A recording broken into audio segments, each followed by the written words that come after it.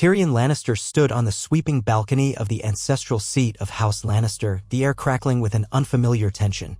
Beneath him sprawled the vast domain of Casterly Rock, a fortress he had known his entire life but never believed would be his.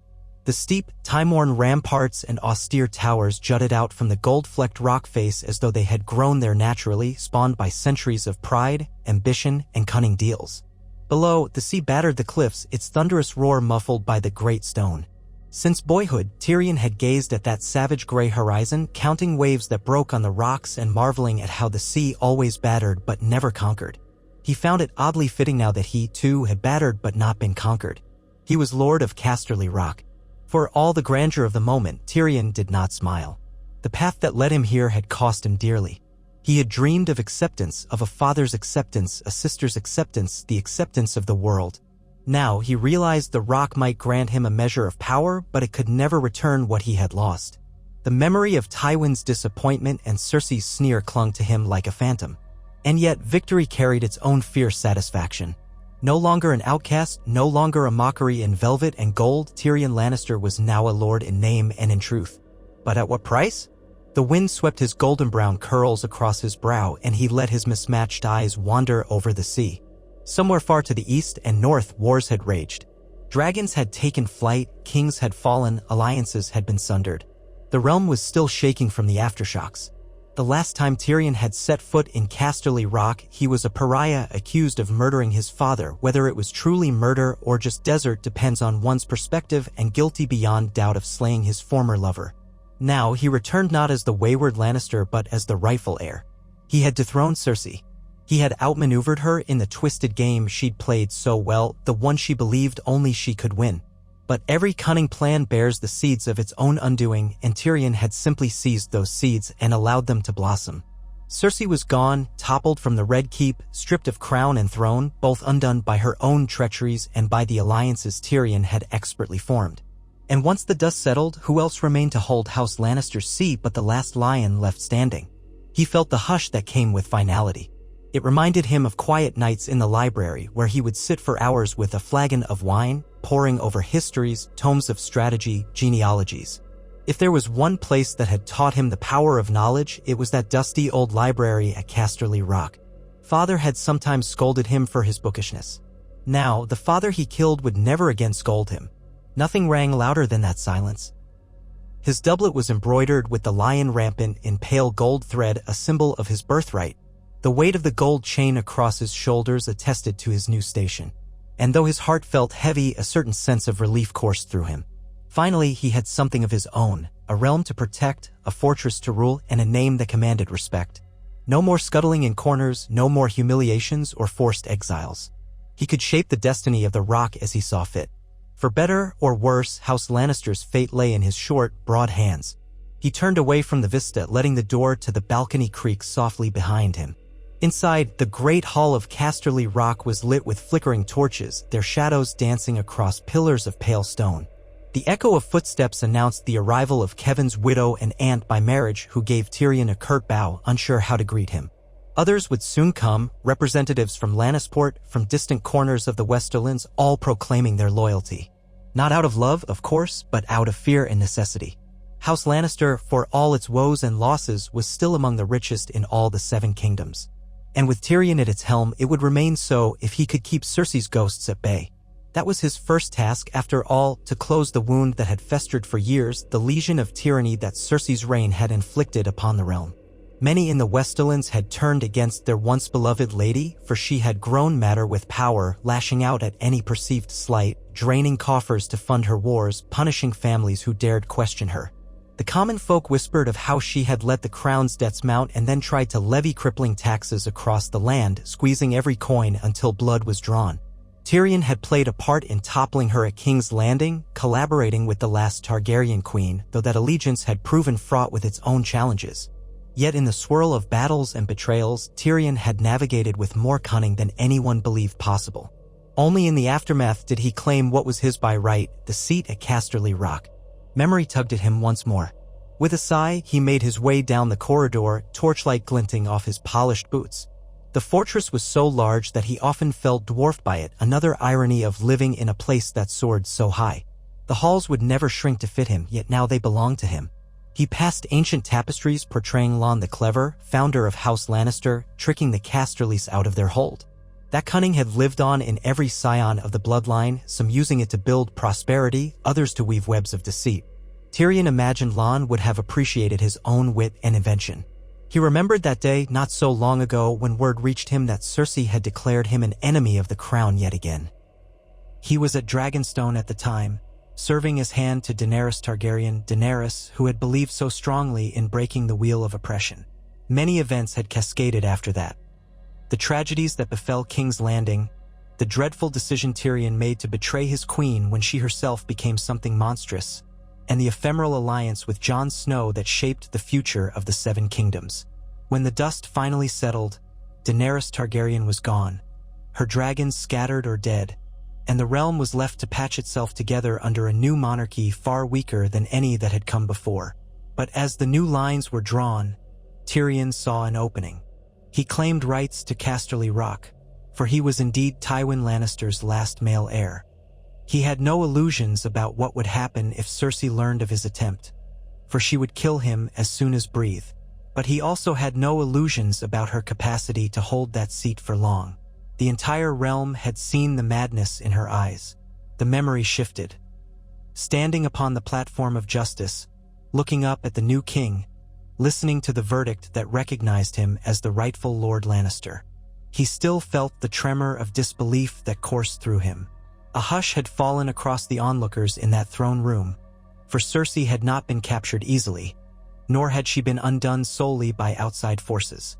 In the aftermath of the slaughter at King's Landing, half the realm clamored for justice against her. Traitor or not, Tyrion had mustered something of the old Lannister cunning. With the right lever, the right secrets, and the right alliances, particularly with Sansa Stark, who never forgot the kindness Tyrion once showed her, he toppled his sister from within. The illusions of her authority were stripped away. When, at last, Cersei was banished from King's Landing, stripped of her titles, and left powerless, Tyrion did not gloat. Part of him understood that she would never accept such an ending, that she would brood in whatever lonely exile was forced upon her. If she had any strength left, she would rise again, as vicious and dangerous as ever. But the realm by then was too exhausted from war. No houses would rally behind her. No gold remained in the Lannister coffers at the Rock, at least not the gold she would have recognized. Tyrion had carefully established his own system of finances, forging deals with the Iron Bank to reset the debts in his name. By the time his position was secured, he invited only one occupant to the seat of power at Casterly Rock, himself. Stepping through a broader corridor that led to the Great Hall, Tyrion found it awash with flickering torches.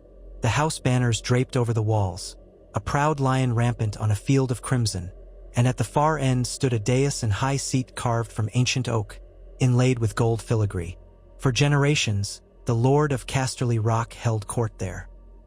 Tyrion's father, Tywin, had sat on that seat like a giant enthroned, exuding an aura of command that no one questioned. Jaime had never shown interest in the seat. Cersei had assumed she would hold it by virtue of power. Now it belonged to Tyrion. A hush settled upon the courtiers, knights, and bannermen as he entered. He could feel their eyes upon him, the lion that did not tower, the cunning imp who had outfoxed every conspiracy, including that of his own family. They bowed or curtsied, and Tyrion approached the dais with measured steps. A hush lingered, broken only by the crackle of fire on the torches. A herald called out his name, though the echo was unnecessary. All present knew who he was. "My lord, the envoys from the bannermen are gathered," the herald said. Tyrion climbed the dais, turned to face his vassals, and cleared his throat. "My lords and ladies," he began, letting his voice resonate in the hall's lofty acoustics. "I stand before you as Tyrion of House Lannister, son of Tywin Lannister, and the rightful lord of Casterly Rock. You have weathered wars, seen the devastation wrought by greed, ambition, and madness. We cannot undo what has been done, but we can forge a path toward prosperity." He paused, observing a row of knights near the front. Some wore the colors of lesser houses he recognized, others were newly appointed. Their gazes shifted between respect and wariness. His reputation was complicated. Many remembered the accusations from King's Landing, the whispers of kinslaying, the rumors of betrayal. Yet he was also known for intelligence and fairness, qualities rarely found in the aristocracy of the Westerlands. He continued, "We can argue about bloodlines and claims until we are all as hoarse as a donkey. But you who are gathered here know that I am the last surviving son of Lord Tywin. I take no joy in his death, nor in the downfall of my sister. That time is past. For the sake of House Lannister, and for all of you, our bannermen, our allies, this must become a new era." He allowed himself a small drink from a cup offered by a squire. "I do not promise miracles," he went on, voice reverberating in the hush. "But I do promise honesty and fairness in your dealings with me. I promise that I shall not lavish our gold solely upon wars and vanity. This house once held the greatest wealth in all the realms. Let us restore it, and in the process restore the prosperity of the Westerlands. I cannot do that without your help. Therefore, I ask for your oaths." He gestured to the herald, and one by one, representatives of various houses stepped forward. Each pledged loyalty to Tyrion Lannister, kissing the ancestral ring that had once graced Tywin's finger. These ceremonies, endlessly repeated, would anchor Tyrion's rule. He performed his role with dignity, though his shoulders felt the burden of it. Each oath exchanged was a thread in the tapestry he meant to weave. Over time, he would secure not just the loyalty but the genuine cooperation of his vassals, for he needed them to rebuild the region after the ravages of war. Debt had climbed high, taxes had crippled the small folk, and banditry had spread where local lords could no longer pay for guardsmen. At length, Tyrion ended the ceremony and dismissed the assembly. He felt exhaustion creeping in, but as the newly minted lord, he had duties to attend. A private meeting awaited him in the old solar, that high-ceilinged study lined with books and ledgers. It was the same room where his father had once strategized the downfall of the Starks, the Tyrells, and countless other houses. Tyrion felt a shudder pass over him as he entered, remembering the last time he spoke to Tywin within these walls.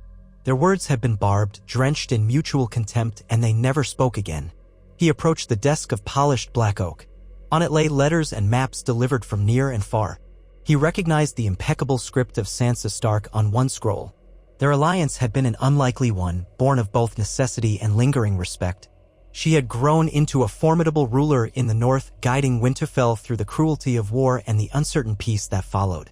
Another letter bore the official seal of King Bran on the Iron Throne. Tyrion understood the king's rule was more symbolic than anything. The realm had fractured into near autonomy in many regions, but the Iron Throne still carried weight in name. Tyrion would do well not to disregard such a letter. Beside the desk stood Ser Bronn of the Blackwater, now known as Lord of Highgarden for a time, though that had been an arrangement steeped in chaos and unlikely to last. Bronn had a habit of trading loyalty for gold or castles, but Tyrion had counted him as a friend when none else would. Their fortunes had parted ways once or twice, but the Sellsword was here now, a roguish grin carving lines in his face. He inclined his head at Tyrion. "Never imagined you'd actually pull it off," he remarked. Tyrion settled into the tall-backed chair behind the desk. "Nor did I. But here we are." Bronn glanced about, tapping the hilt of his sword idly. "So, this is it? The seat of the Lannisters. You're going to spend the rest of your days signing parchments and hearing disputes over stolen goats." Tyrion smirked. "I might. War, as it turns out, is considerably more thrilling, but I prefer to keep my head attached to my shoulders. At least for a few more years. And as you can see, there's plenty of gold in these hills, enough to pay for the debts we owe to the Iron Bank, keep the commoners from starving, and perhaps line our pockets if we're not too greedy." Bronn chuckled. "Not too greedy, eh? That's a good one." Before Tyrion could respond, a knock sounded. One of the castle stewards entered, bowing. "My lord, the prisoner is ready." At those words, Tyrion felt the tension coil in his gut. Bronn raised an eyebrow, obviously intrigued. Tyrion sighed, rising from his seat. "I'll attend to it." He made his way toward the winding stair that led to the lower levels of the rock. The fortress was labyrinthine, with passages that reached down into the very stone cliffs. The deeper one descended, the more stifling the air, tinted with salt and dampness. Torches flickered, sending shadows slithering along the curved walls. Down here, where even the memory of sunlight seemed distant, waited the woman who had defied him since they were children. Cersei Lannister was no longer a queen, no longer a lady of the rock. Yet she was still a lioness, ferocious, cunning, and proud. After Cersei's downfall in King's Landing, she was not immediately executed. Perhaps it was mercy from the new king, or perhaps it was the result of Tyrion's behind-the-scenes machinations. Eventually, Tyrion had demanded she be sent to him, ensuring she could not stir up support elsewhere. If she was locked away in the dungeons of Casterly Rock, she would not be able to gather conspirators. It was more humane than leaving her to the mobs who might have sought revenge for the wars and atrocities. Still, Tyrion dreaded this confrontation. He reached the bottom, where a pair of guards stood vigil outside a heavy iron door. They saluted stiffly, stepping aside to allow him entry. Tyrion collected himself, then pushed the door open. The cell was cramped, but not the worst hole in these dungeons. A single torch mounted in an iron sconce gave a meager glow. The stone floor was damp and the smell of musk clung to the air. Cersei Lannister was seated on a wooden stool. She wore a simple gray gown, gone were the silks and satins, the gilded crowns and lion-crested epaulets. Yet her presence remained regal in a twisted way. She carried her spine straight, her chin lifted, eyes full of defiance. Her hair, once a shimmering golden cascade, now framed her face limp and disheveled. She heard him enter but did not rise. For a long moment, neither spoke. Tyrion felt the weight of all their shared history pressing on him, those fleeting moments of childhood closeness overshadowed by a lifetime of scorn. She had called him a monster and abomination. He had undone her monarchy. Finally, she broke the silence. "I see you're enjoying yourself, Tyrion. Lord of the Rock at last. Our father would be so proud." Tyrion drew closer, folding his hands. His heart hammered, but he maintained a veneer of calm. "I doubt that, Cersei. Father had little regard for me, but I suspect he'd be less proud of what you became." She snorted, a bitter, mocking sound. "And what did I become? A queen? A woman who held the power of the Iron Throne in her grasp, if only for a while? Our father would have admired my ambition, if nothing else." Tyrion regarded her. In the torchlight, the lines of stress and fury on her face were carved deep. "He would have admired your ambition," he conceded, "but not the madness it led you to, or the ruin it brought on House Lannister." She rose then, slow and deliberate, though shackles kept her ankles from straying too far. Her voice turned venomous. "Ruin? You stand in the seat of our ancestors, draped in a lion's finery, and call it ruin? House Lannister still stands, because of me. Because of you? The death sword, the wars multiplied, the small folk starved. You tried to destroy every potential ally in your bid for absolute power. And yet you believe you saved our house?" She leaned forward, eyes flashing. "Without me, the Tyrells would have devoured us. The Sparrows would have overrun us. The Targaryen girl and her dragons would have burned us all. I fought every enemy on every side, alone, because you and Jaime and Father left me no choice. Father is dead by my hand," Tyrion said quietly, "because he meant to murder me for something I did not do. Jaime deserted you for reasons of his own. But the truth is, Cersei, you could never share power. You wanted it all. And that's why you lost." A silence settled. Tyrion watched for some sign of remorse in her features, but found only fury. She was a cornered beast, seething with bitterness. "You think I regret it?" she sneered. "I regret nothing except trusting you or believing Jaime might return to my side. I was queen. I protected my children until I couldn't. The realm spat on me, you betrayed me, the world turned against me. Do you really think I care about your little triumph? If I had the chance, I'd claw your eyes out." Tyrion let the threat hang in the air.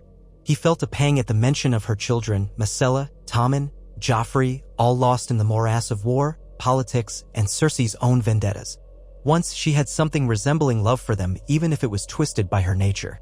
Those children were the only sparks of humanity he had ever glimpsed in her. Yet that love curdled into her downfall, fueling her desperation. "There will be no second chance," Tyrion said at length. "I'm granting you mercy by keeping you here, alive. Many voices argued for your head. The new king might have obliged them if not for my interventions. You will live out your days in these rooms, comfortable enough if you do not attempt to escape. But you will never set foot outside these walls again." Her gaze turned calculating. "Why not kill me now, brother? Isn't that what you've always wanted? The monstrous imp, so bitter, so resentful. Come, end me and be done with it." He paused, words heavy. "Because, sister, I will not sink to your level. I will not murder my own family for the sake of convenience." He nearly laughed at the bitter irony. He had, after all, killed their father, though that was an act of desperation and personal survival. He drew a breath and added, "Consider this a final kindness." She bared her teeth in a half-smile, half-grimace. "There is no kindness in you, Tyrion. You're a fool if you think locking me up will end my story." He felt a chill at her words, at her certainty that she might yet find a path to vengeance. But he forced a calm composure. "I know well that stories rarely end the way we expect. But here, in the dungeons of Casterly Rock, your story will run out of chapters. With that, he turned, rapped the door. The guards stepped inside, halberds at the ready. Tyrion gave them a nod, and they locked the door behind him as he left. The clang of iron reverberated through him. It was done. Cersei was contained, dethroned, the final threat to his rightful place as Lord of Casterly Rock. Yet the knots in his stomach refused to unravel. He did not enjoy seeing her diminished, nor did he relish her humiliation. More than anything, he felt relief that it was over. He would never be safe while she prowled free. Back in the corridor, Bronn waited with a casual lean against the wall. She's still got her claws, I take it? Cersei will die with her claws extended, Tyrion replied with a weary nod. Bronn studied Tyrion's expression. Well, if she makes trouble, you know what to do. Tyrion let a humorless smile tug at his lips. If she makes trouble, I'll be the first to know. Then he gestured toward the stairs. We have more pressing matters to attend. They ascended from the darkness back to the main floors of the fortress. With each step, Tyrion remembered he was not simply contending with personal demons, but with the governance of an entire region. The Westerlands deserved better than the ruinous rule Cersei had delivered. Now it was Tyrion's turn to prove he could steer his ancestral domain toward stability. The next day dawned gray over the rocky coastline, the sun hidden behind clouds. Tyrion rose early. Wine-sodden nights had become less frequent since he took on the burden of leadership, and made his way to the Solar, where an array of advisors awaited him. He had a maester from the Citadel, Maester Harren, who had arrived on short notice to lend his counsel in matters of administration. Several lesser lords and knights also gathered, men whose loyalty Tyrion had to secure if he was to maintain order. They greeted him with cautious respect, stepping aside to let him claim the seat of honor at the head of the long table. We have bandit raids plaguing the eastern passes, said one knight, Ser Gilmar, cutthroats and deserters from the last war. They terrorize travelers and caravans. Maester Harren nodded gravely. They must be rooted out, my lord, or trade cannot flow. The merchants are already complaining that the roads to Lannisport are unsafe, and Lannisport's prosperity is tied directly to our fortunes. Tyrion rested his chin on his hand. Have we the men to spare for patrols? Lord Valent, a balding man with a creased brow, replied, We do if we levy additional forces from some of the lesser houses. But my men alone cannot patrol all the roads. We'll need an organized system of watchtowers, signal fires, perhaps small garrisons at key choke points. Which requires coin, Tyrion noted. Fortunately, we may be able to access the mines again. But that will take time to yield results, assuming the best loads haven't been exhausted. Bronn cleared his throat. You want to deal with bandits? Cut off their heads, line the roads with the spikes. That'll do wonders for morale. Tyrion gave him a pointed look. That's certainly a tried and true approach, Bronn. But I'd like to avoid unnecessary brutality. A stable realm is one where fear does not rule the small folk. Bronn shrugged. Suit yourself. Just don't expect them to surrender if they think they can carve out a living robbing travelers. Tyrion acknowledged the truth in that. We'll send a force to break up the largest camps. Let it be known that any who surrender may be conscripted or put to labor rebuilding roads, with pardons offered. But those who resist will be dealt with harshly. Nods circled the table. Tyrion continued. Next item. Maester Harren cleared his throat. The Iron Bank is pressing for a formal renegotiation of the crown's debt. They say if the Lannisters, by which they mean you, my lord, do not assure repayment, they will cease all lending to the Westerlands. Tyrion drummed his fingers on the table. He knew the Iron Bank's reputation. They always collected. We have some gold, but not enough to settle the realm's entire debt. We'll need to strike a compromise. Offer them a structured repayment with interest. They'll accept if we demonstrate that we can actually pay over time. Send ravens to Bravos with my proposal. The council discussed trade alliances, land disputes, and the need for a new network of alliances now that the realm was effectively decentralized under King Bran. Tyrion saw the challenges arrayed like pieces on a Cyvasse board. Each move needed subtlety and a dash of boldness. The key advantage he held was that House Lannister's name still carried weight, and the Rock's gold was a powerful lure. If he played his cards right, he could restore the Westerlands as a hub of commerce and stability and gain the goodwill, if not the friendship, of neighboring regions. In the evenings, when the council adjourned and the hallways emptied, Tyrion often found himself wandering the fortress alone. Memories tugged at him around every corner. There was the courtyard where he once tried to train with a wooden sword only for Jaime to gently mock his form. The library that had become his refuge, dusty tomes stacked in precarious piles around a reading chair too large for him. The kitchens where, as a boy, he snuck slices of honeyed ham to fill his always hungry stomach. He felt haunted by the ghost of who he used to be, a lonely dwarf in a den of lions overshadowed by his father and siblings. Yet now he was the lion. More precisely, he had always been the lion, but no one else acknowledged it. He climbed the steps to his private chambers. There, the bedchamber was lavish, with a large four-poster bed adorned in red and gold drapery. A silver mirror stood against one wall. When Tyrion paused to regard his reflection, he saw a man in his mid-40s, lines of care at the corners of his eyes, hair thinning slightly but still curly. He had traded flamboyant doublets for more reserved attire, though the lion's sigil remained. The reflection stared back, reminding him that power did not erase the insecurities bred by a lifetime of scorn. Some nights, as he tried to find respite, Tyrion found himself haunted by a different demon, guilt.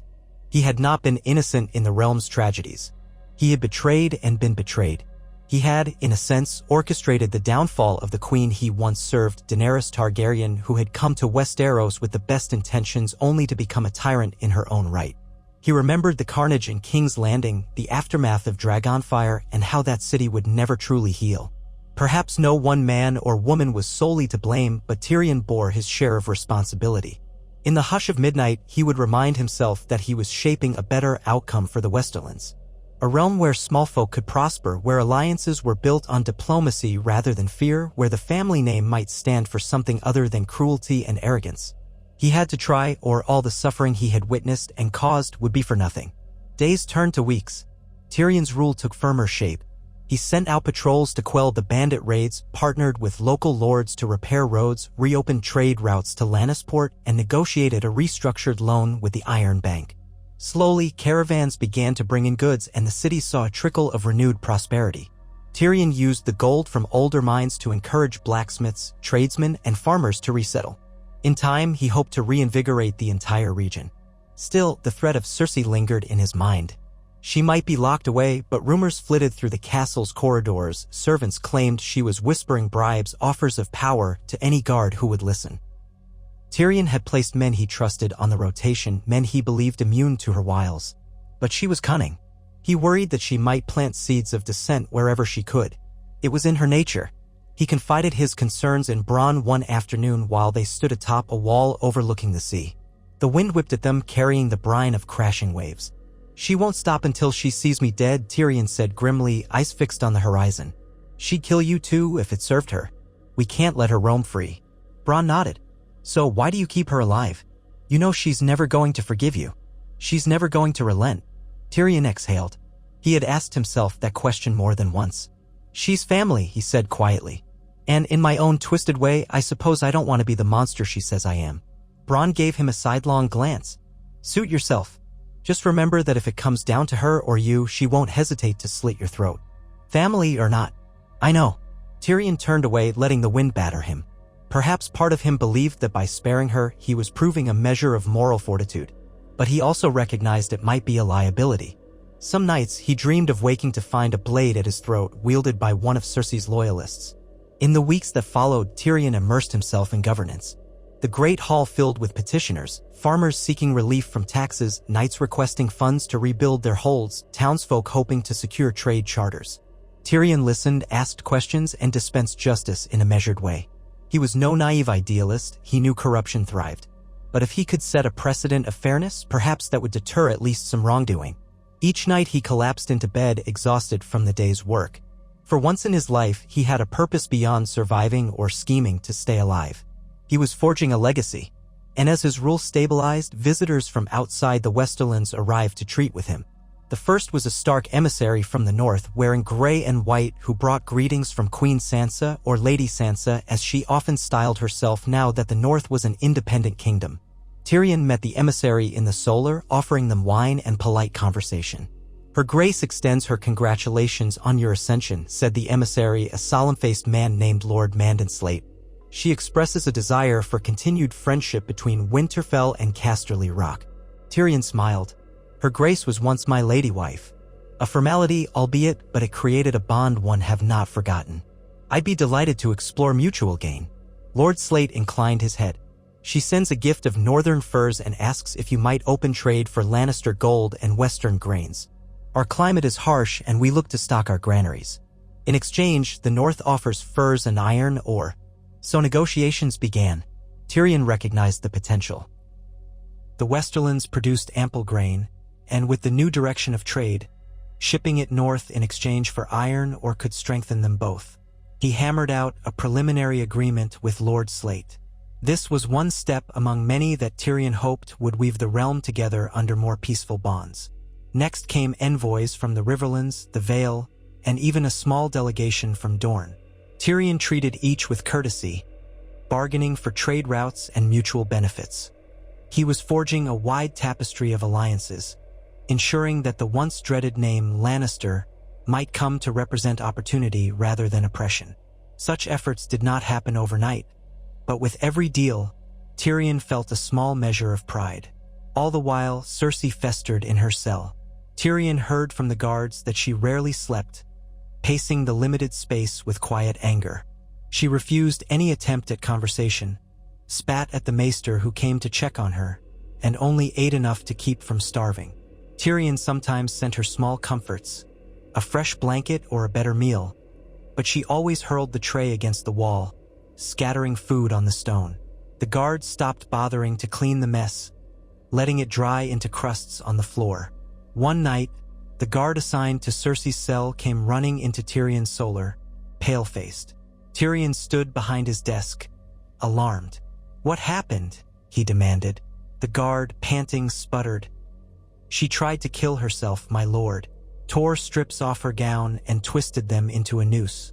We stopped her in time, but she fought like a wild animal. We had to bind her hands. Maester Harren is with her now." Tyrion felt a spike of icy dread. He knew Cersei's pride ran deeper than any desire to live in a world where she had lost all power. She would sooner die on her own terms than waste away in a cell. Perhaps he should have expected this. "Take me to her." He rushed down to the cell, Bronn trailing him.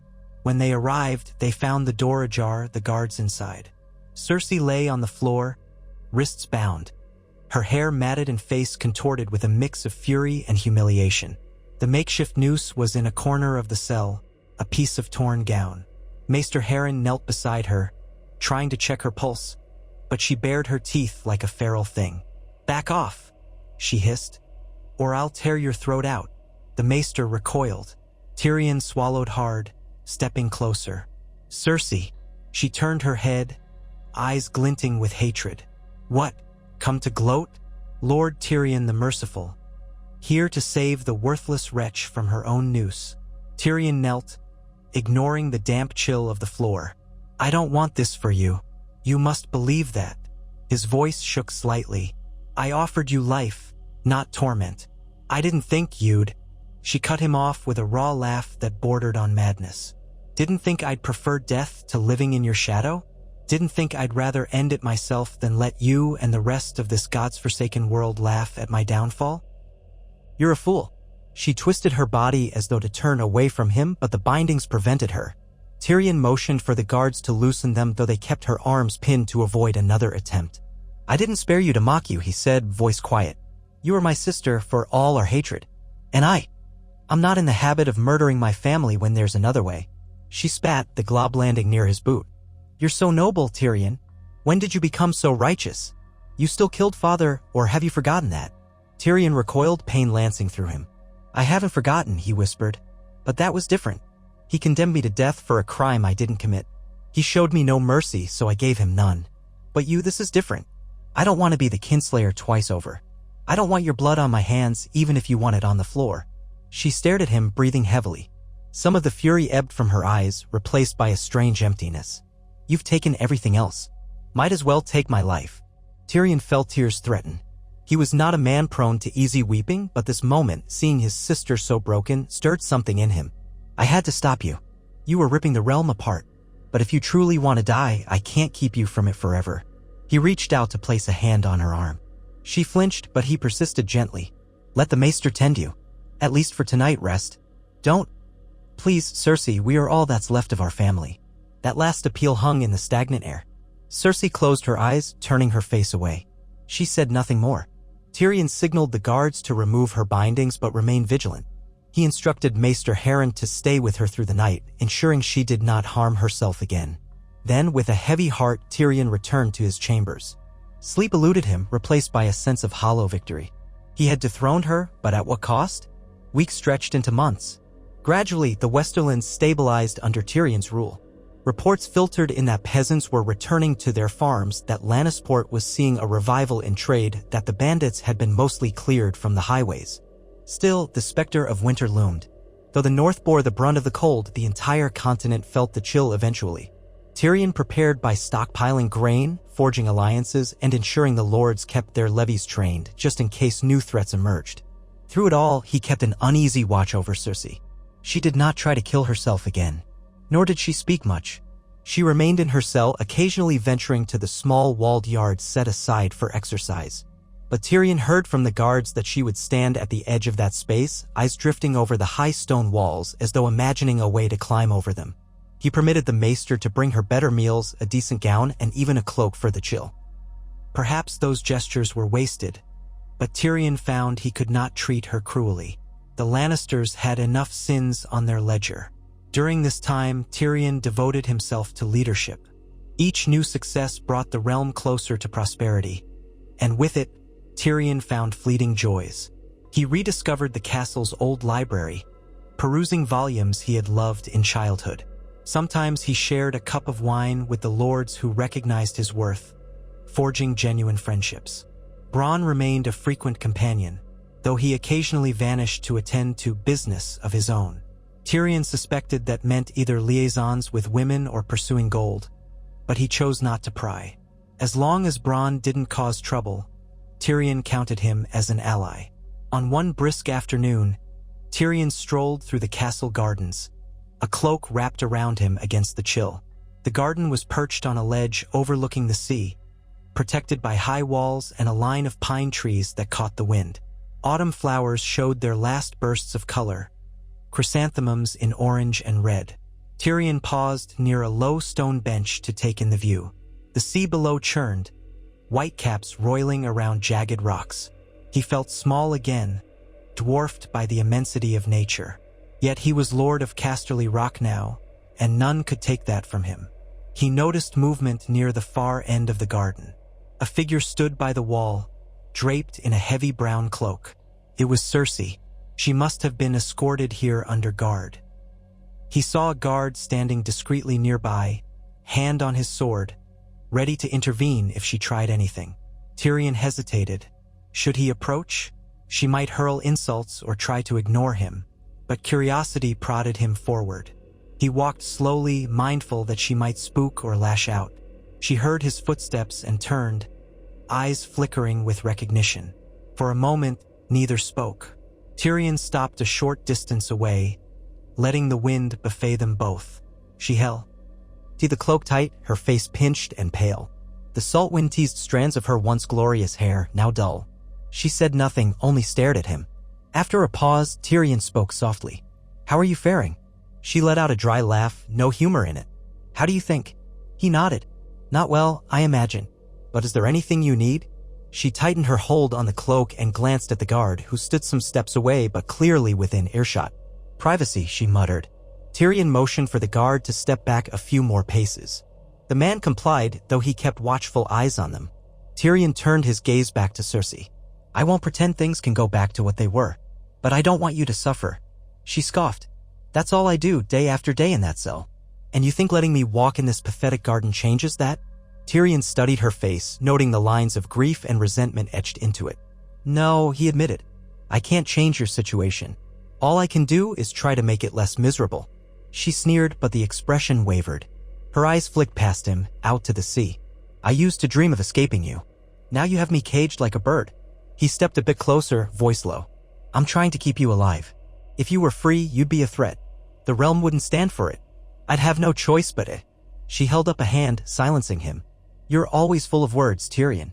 You want to talk about mercy, about fairness, about second chances? Spare me. I know what this is."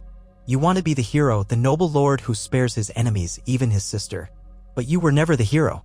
You're just doing this to appease your conscience." She said it with such bitterness that Tyrion felt the sting. He looked away, unsure how to respond. Maybe there was truth in her words. Maybe he did want to prove he was better than the monster she thought him. But he also couldn't shake the sense that this was the only course of action that wouldn't haunt him forever. Cersei stared at him, her gaze burning. Then she took a sudden step forward, lowering her voice so the guard might not hear. "One day you'll pay for everything. You think you've won. But you know nothing, Tyrion. Nothing about how deep my hatred runs." He looked at her, unflinching. "I have some idea. Enough that I locked you away to protect myself." She almost smiled, though it was a twisted, sorrowful thing. "You never used to be cruel. You never had the stomach for it." Tyrion felt an ache in his chest. "I'm not cruel now. Just cautious." Another hollow laugh escaped her lips. "Call it what you will." She turned away, letting the wind tear at her cloak. "Leave me." Tyrion lingered a moment, then gave a nod to the guard, who approached to escort her back to the dungeons. Her posture was rigid as she followed the guard, and Tyrion could feel the silent fury radiating from her. He let out a slow exhale. If she kept that rage inside her, he feared it would consume her entirely if it hadn't already. Life went on at Casterly Rock, with Tyrion presiding over councils and forging alliances. Yet the tension with Cersei remained an undercurrent, a wound that refused to fully heal. Rumors reached Tyrion's ears of loyalists who believed Cersei still held rightful claim to the seat, that Tyrion was a usurper. Some were in the Westerlands, others scattered across the realm, possibly among the remnants of Lannister forces that had been disbanded or driven off after her fall. Tyrion had a spy network to keep tabs on such whisperings, but he could not quell them entirely. A rebellious faction might arise. If that happened, would Cersei try to join them from within her prison? One late afternoon, as the sun dipped toward the sea, Tyrion sat in his solar, reviewing the day's petitions. A fire crackled in the hearth, chasing away the chill. He found himself rereading a scroll from a merchant's guild in Lannisport, praising the new security measures and requesting lower tariffs on imported goods. Tyrion considered it, making a mental note to discuss with his council.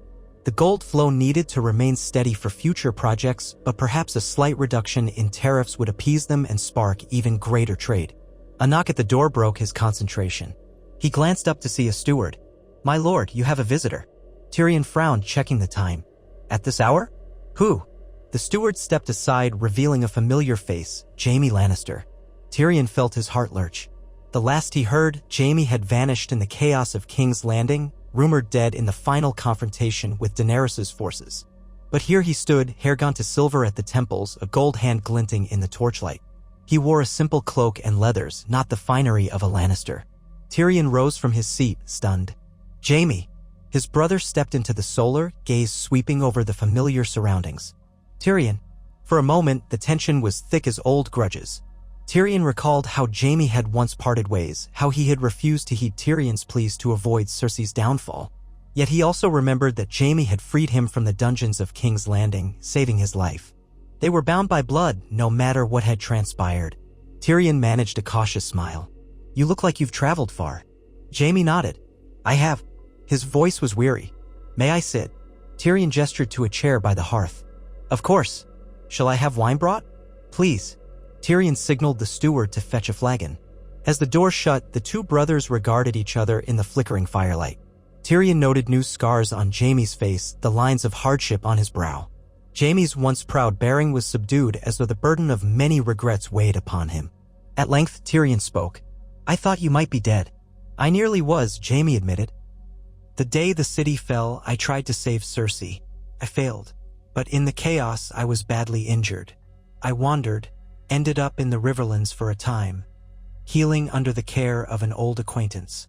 When I finally recovered enough to travel, King's Landing was under new rule, and I heard rumors that you had become Lord of Casterly Rock, that Cersei was deposed.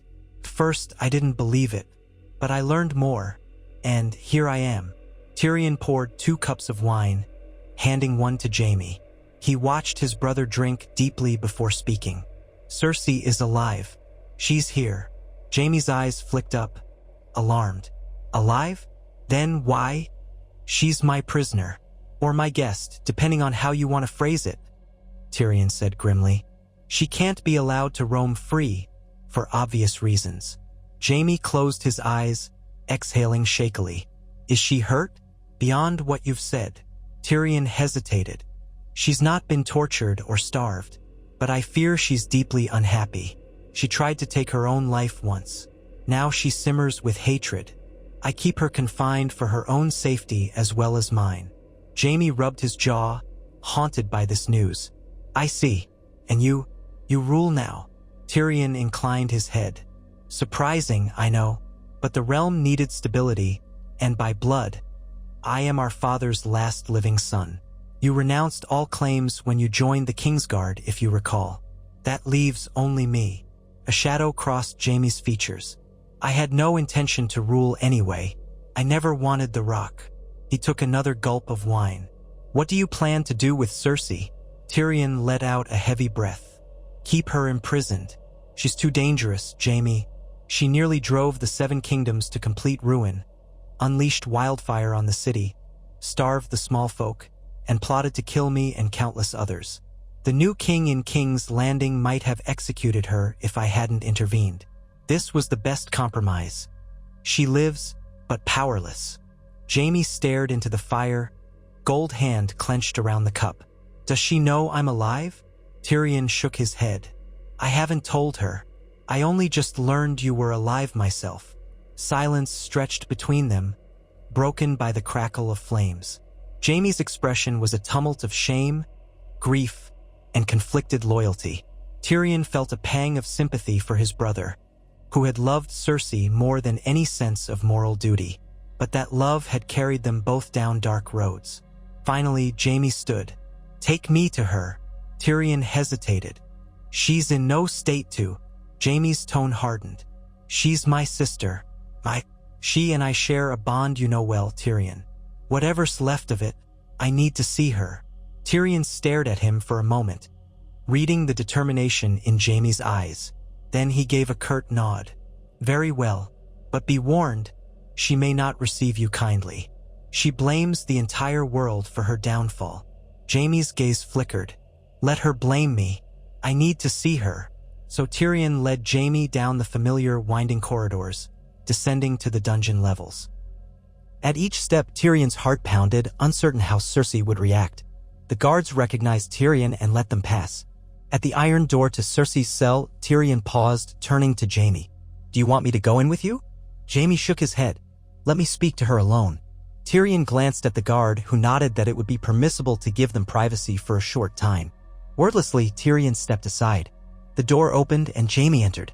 It shut behind him with a clang, leaving Tyrion in the torchlit corridor. He leaned against the wall, arms folded, waiting. Inside the cell, the torchlight revealed Cersei perched on the wooden stool. She glanced up, expecting perhaps another guard or the maester. At the sight of Jaime, her eyes widened, shock and disbelief warring on her face. For a heartbeat, she said nothing, her lips parted. Then she rose slowly. Jaime, she whispered, voice trembling. He stood there, gold hand at his side, flesh hand trembling slightly. It's me, he said quietly. She stared at him, expression flickering between joy, anger, confusion. You're alive? How? He took a step forward, voice thick with emotion. I escaped the Red Keep before it completely collapsed. I was injured, Cersei, badly. I couldn't find you. By the time I recovered, I heard you were dethroned and imprisoned. She laughed, a brittle, half-crazed sound. Imprisoned by our dwarf brother, no less. Jaime shook his head. I came as soon as I could. She moved closer, eyes scanning his face as though she might confirm his identity by each scar and line. Then she reached out, touched his chest, his arms. You left me, she hissed, though tears brimmed in her eyes. Jaime closed his eyes. I tried to come back. You know I did. But I had no strength, no will. I was lost, Cersei. Everything we had burned away in Dragon Fire. I thought I would die. She slapped him, the blow echoing in the small cell. Jaime accepted it without flinching. Her tears spilled over and she hit him again, pounding on his chest. You left me in that madness. I needed you. He caught her wrists gently, gold hand awkward at her side. I'm sorry, he murmured. I failed you. I failed everything. She sagged against him, sobbing. Jaime held her, ignoring the reek of the dungeon, ignoring the sting of her strikes. For a moment, they were two battered souls clinging to each other. Then she pulled back, eyes blazing. But you're here now. Get me out of this cell. Jaime looked away. I can't. Tyrion. He rules now. The realm wants you locked away or dead. She sneered. And you obey Tyrion? Since when do you bow to him? You are a knight of House Lannister. He swallowed. I'm not a knight of anything anymore. The King Guard is disbanded. The crown in King's Landing is a shadow of what it was. The realm sees you as a criminal, Cersei. Tyrion spared you from execution. I don't have the power to free you. She stared at him, betrayal carving lines into her features. So you came all this way just to say you can't help me? Did you want to see me humiliated? He shook his head desperately. No, I wanted to see you safe. But there's nothing I can do if Tyrion refuses and the entire realm supports him. Her eyes narrowed. We can run. Together. I know there are still some who are loyal to me. They'll gather if they see us united. We can overthrow Tyrion. We can reclaim the Rock. A twisted pang gripped Jaime's heart. Once he might have been swayed by her fervor, by the bond they shared. But so much had changed. He remembered the atrocities, the wildfire, the countless lives lost due to her paranoia and thirst for power. He had tried so hard to pull her back from the brink, but she had refused. Cersei, no. The realm is done with war. There's no appetite for rebellion. She clutched at his collar. You coward, she whispered, tears glistening again. We could do it if we tried. You were the Kingslayer, the finest swordsman in the realm. You could be that again. He touched her cheek. I'm not that man anymore. And I'm not sure the realm can survive another war. Don't you see? I've fought my entire life, and for what? Look where it's led us. She pushed his hand away. Then go. Leave me. You're of no use. He flinched at the venom in her voice. Yet he didn't leave. Instead, he lowered himself onto the stool, gold hands scraping the rough stone. I don't want you to rot here, Cersei. I came because he hesitated, searching for words. I don't know if what I feel is love or guilt or something else, but I can't forget you. We shared too much. She stared at him, lips trembling. If you loved me, you'd free me. He bowed his head. I can't. Tyrion would never allow it. She paced the cell, her bare feet scuffing the stone. I hate him. I hate him so much. He stands in the seat that should be mine. I want to tear it all down. Her voice choked. But I have no power. I'm stuck here with only my hate for comfort. Jaime reached out, gently holding her hand. Cersei, you can't keep living like this. It will destroy you. She snorted. Don't speak of what destroys me. You left me to my fate. You come now when it's far too late. She jerked free, eyes hollow. Go. If you won't help me, there's nothing more to say. Jaime hesitated. His heart pounded with conflicting emotions, loyalty, guilt, sorrow. He knew that no matter what he said or did, he could not redeem this situation. Tyrion had locked Cersei away for valid reasons, and Jaime lacked both the will and the resources to defy him. I'm sorry, he breathed, voice cracking. Then he turned, knocking on the door for the guard to let him out. The guard unlocked the door, and Jaime stepped back into the corridor where Tyrion stood waiting. Their eyes met, and Jaime's were filled with anguish. Tyrion said nothing, only led his brother away from the cell, the clang of iron echoing in the dark. Later, in Tyrion's solar, the two brothers sat in somber silence over a fresh cup of wine.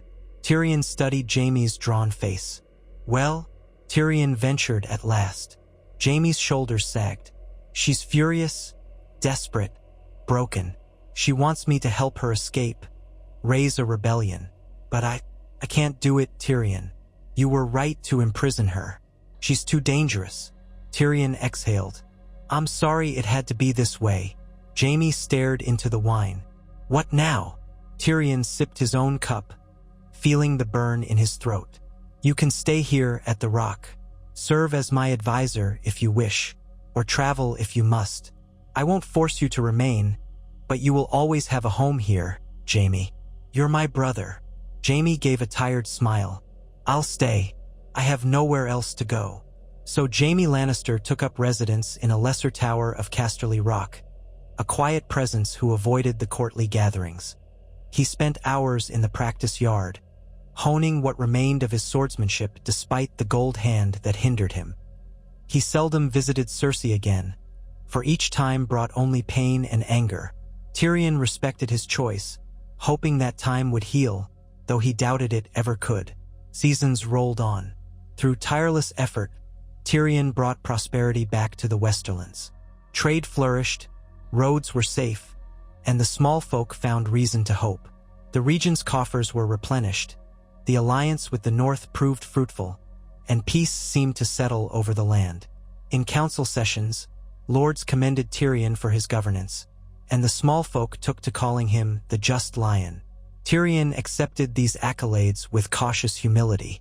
He knew well how fleeting fortune could be. Cersei's presence remained the one dark mark on his rule.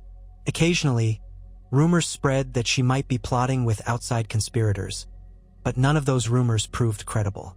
Tyrion's watchful eye ensured no guard was swayed by her bribes or threats. She was trapped, and time wore her down. Her beauty faded, her spirit grew bitter, and the once proud queen languished in the bowels of Casterly Rock. Tyrion knew the realm probably would have been safer had he ended her life, but he could not bring himself to do it. One quiet evening, as Tyrion labored in the solar over a series of letters, Jaime entered, face grim. Tyrion set aside the quill. "What is it?" "It's Cersei," Jaime said softly. "She's dying." Tyrion's breath caught. "How?" "She refuses to eat. The maester says she's contracted some illness, but she won't cooperate with treatment. Her body is wasting away." Tyrion felt a hollow ache spread through his chest. After all that had happened, the idea of losing Cersei to a quiet death in a dungeon seemed surreal. "I'll speak to her," he said, rising from his chair. Maybe I can convince her to let the maester help." Jaime nodded. "Hurry." Tyrion followed Jaime down to Cersei's cell. The guard admitted them, and inside they found her lying on the small cot, looking gaunt and pallid. The torchlight cast harsh shadows on her hollow cheeks. She opened her eyes when they entered, a flicker of anger briefly stirring. "What do you want?" she rasped. Tyrion stepped closer, heart pounding. "To see that you're cared for. Maester Harren says you won't take the medicine." She turned her face away. "Why bother?" Jaime knelt beside her. "Cersei, please, don't do this." She gave a bitter laugh, though it emerged as a weak cough. "What life is left for me? Rotting in a cell? I'd sooner die on my own terms. Perhaps I should thank Tyrion for sparing me the headsman's axe. But death is death in the end." Tyrion placed a hand on her arm. She flinched, but this time, she did not pull away entirely. "Cersei, if you live, perhaps in time, circumstances could change. I might allow you a better room, or some measure of freedom within the castle walls." She glared at him. "I don't want your pity, imp," he sighed, genuine sorrow dripping from his voice.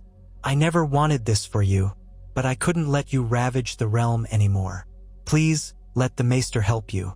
Don't just waste away." Her eyes turned to Jaime, who hovered anxiously. "You see how he begs me for life. Isn't that ironic? He was always the smallest of us, the unwanted son. Now he tries to be my savior." She coughed again, the spasm racking her thin frame. Jaime brushed a hand over her brow, tears welling up. "Cersei," he murmured, voice thick, "don't go like this." She offered a fragile sneer. "It's not up to you, or him." Tyrion motioned for the guard outside. "Fetch Maester Harren." The guard nodded and rushed off. Tyrion turned back to Cersei, who lay in a half-stupor, exhaustion claiming her. He exchanged a stricken look with Jaime. Neither man knew how to stop the slow fade of the once all-powerful queen. When the maester arrived, he attempted to administer potions to ease her pain and fortify her body. She barely resisted, too weak to As the night wore on, Tyrion and Jaime kept vigil by her bedside, the flicker of torchlight dancing on the dank stone walls. In the suffocating gloom, Tyrion's mind wandered over the labyrinth of their shared past, childhood resentments, paternal scorn, war, and betrayal. It all led here, to this moment, the three Lannister siblings in a dungeon cell awaiting the final breath of the eldest. The irony was bitter enough to choke on. Cersei drifted in and out of consciousness, sometimes whispering names: Joffrey, Myrcella, Tommen. Occasionally she mumbled about the Iron Throne. At one point, she awoke with a start, eyes wide with terror, whispering of wildfire and smoke. Tyrion tried to calm her, but she recoiled from his touch. Jaime fared no better, her delirium refusing any comfort. Eventually, she sank into a fitful sleep. Near dawn, the maester indicated that she was slipping away. Tyrion, emotionally exhausted, slumped on a stool while Jaime held her hand. In the torch's guttering glow, Cersei stirred one last time, her bleary gaze passing over Jaime, then Tyrion. She tried to speak, her voice barely audible. "Jaime, Tyrion," she swallowed with difficulty, a tear sliding down her cheek. I hate you both." Tyrion felt tears prick his eyes. Jaime squeezed her hand. They each recognized she might not truly hate them in this final moment, or perhaps she did. Either way, this was Cersei Lannister, unwavering until her last breath. She coughed, blood flecking her lips. Then her eyes closed and her breathing slowed, turned ragged, and finally stopped. Silence. Jaime bowed his head, tears streaming unashamedly. Tyrion sat in stunned quiet, the finality washing over him. Cersei was gone, and with her, the last living link to their tumultuous childhood. A storm of emotions churned in Tyrion's chest: relief, grief, pity, regret. They all swirled into a hollow ache. The Maester sighed. She's at peace now. Jaime didn't respond, bent over Cersei's still form, pressing his forehead to hers. Tyrion turned away, swallowing a lump in his throat. He heard Jaime's soft sobs echo off the stone walls. No matter what evil Cersei had done, no matter how the realm despised her, she had been Jaime's love. Tyrion himself had despised and feared her, yet in this moment he found he could weep for the sister who might have been something kinder if fate and cruelty hadn't twisted her heart.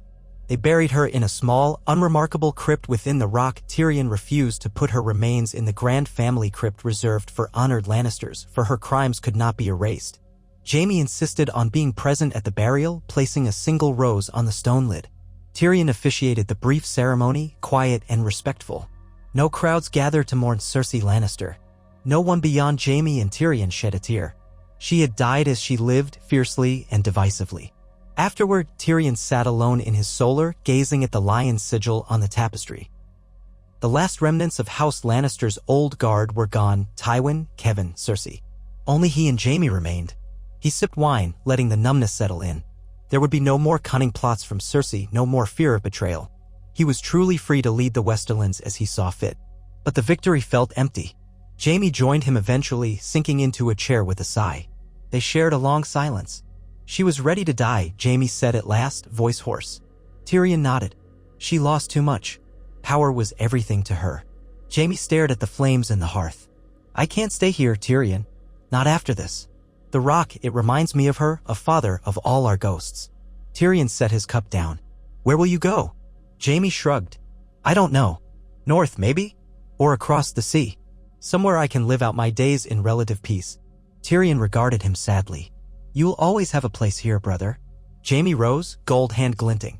He offered Tyrion a faint smile. I know. Thank you.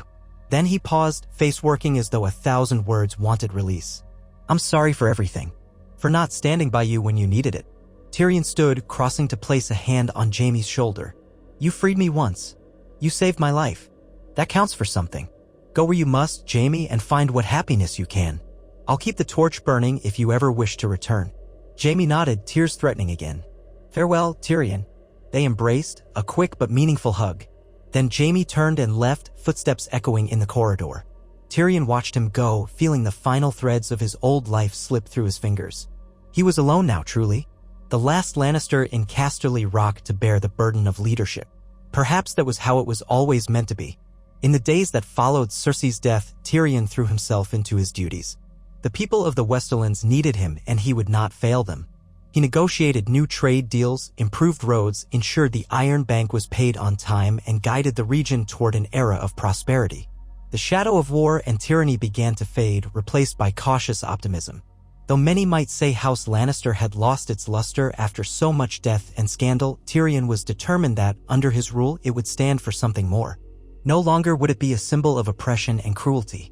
He sought wise counsel, treated vassals with fairness, and resolved disputes with logic rather than force. Over time, the Westerlands grew to respect him even if they did not love him. And that was enough. Occasionally, Tyrion would find himself standing on the balcony overlooking the sea, remembering that moment when he first returned to the rock as its lord. The ocean's roar was the same, steadfast, eternal. He would think of Cersei then, of the monstrous queen she became, the sister who never forgave him for existing. He would think of Jaime, wandering the roads somewhere, searching for redemption or peace. And he would think of his father, Tywin, who had ruled with an iron fist, forging House Lannister into a behemoth at a great moral cost. All of them gone, and only Tyrion remained, holding the rock with a steadier hand. He would sometimes whisper to the wind, as though it might carry his thoughts to the dead. I hope this is what you wanted, father. A legacy that doesn't bleed the realm dry. Then he would take a sip of wine, tasting its bitterness, and set it aside. There was always more work to be done. And so Tyrion Lannister, the dwarf once scorned by his own kin, became the lord who dethroned his tyrannical sister and led the Westerlands into a brighter future. He bore the weight of that history every day, remembering the cost that had been paid in blood and sorrow. He carried it not with pride, but with a determined sense of responsibility. Perhaps, in time, bards would sing of the just lion who ruled Casterly Rock with wisdom and cunning, who defied the odds and outlived the nightmares of his past. Perhaps the realm would remember a Lannister who broke the cycle of cruelty. Yet Tyrion did not concern himself with songs or legacies. He had found a calling greater than himself, to lead, to mend, to forge alliances, and to prove that even a man dismissed as a monster could stand tall, if not in stature, then in heart. And each evening, after tending to the myriad tasks of governance, he would climb the winding stair to his private chambers. He would pour a single cup of wine, gaze out the window at the restless sea, and acknowledge that though he had won, it was a victory steeped in loss.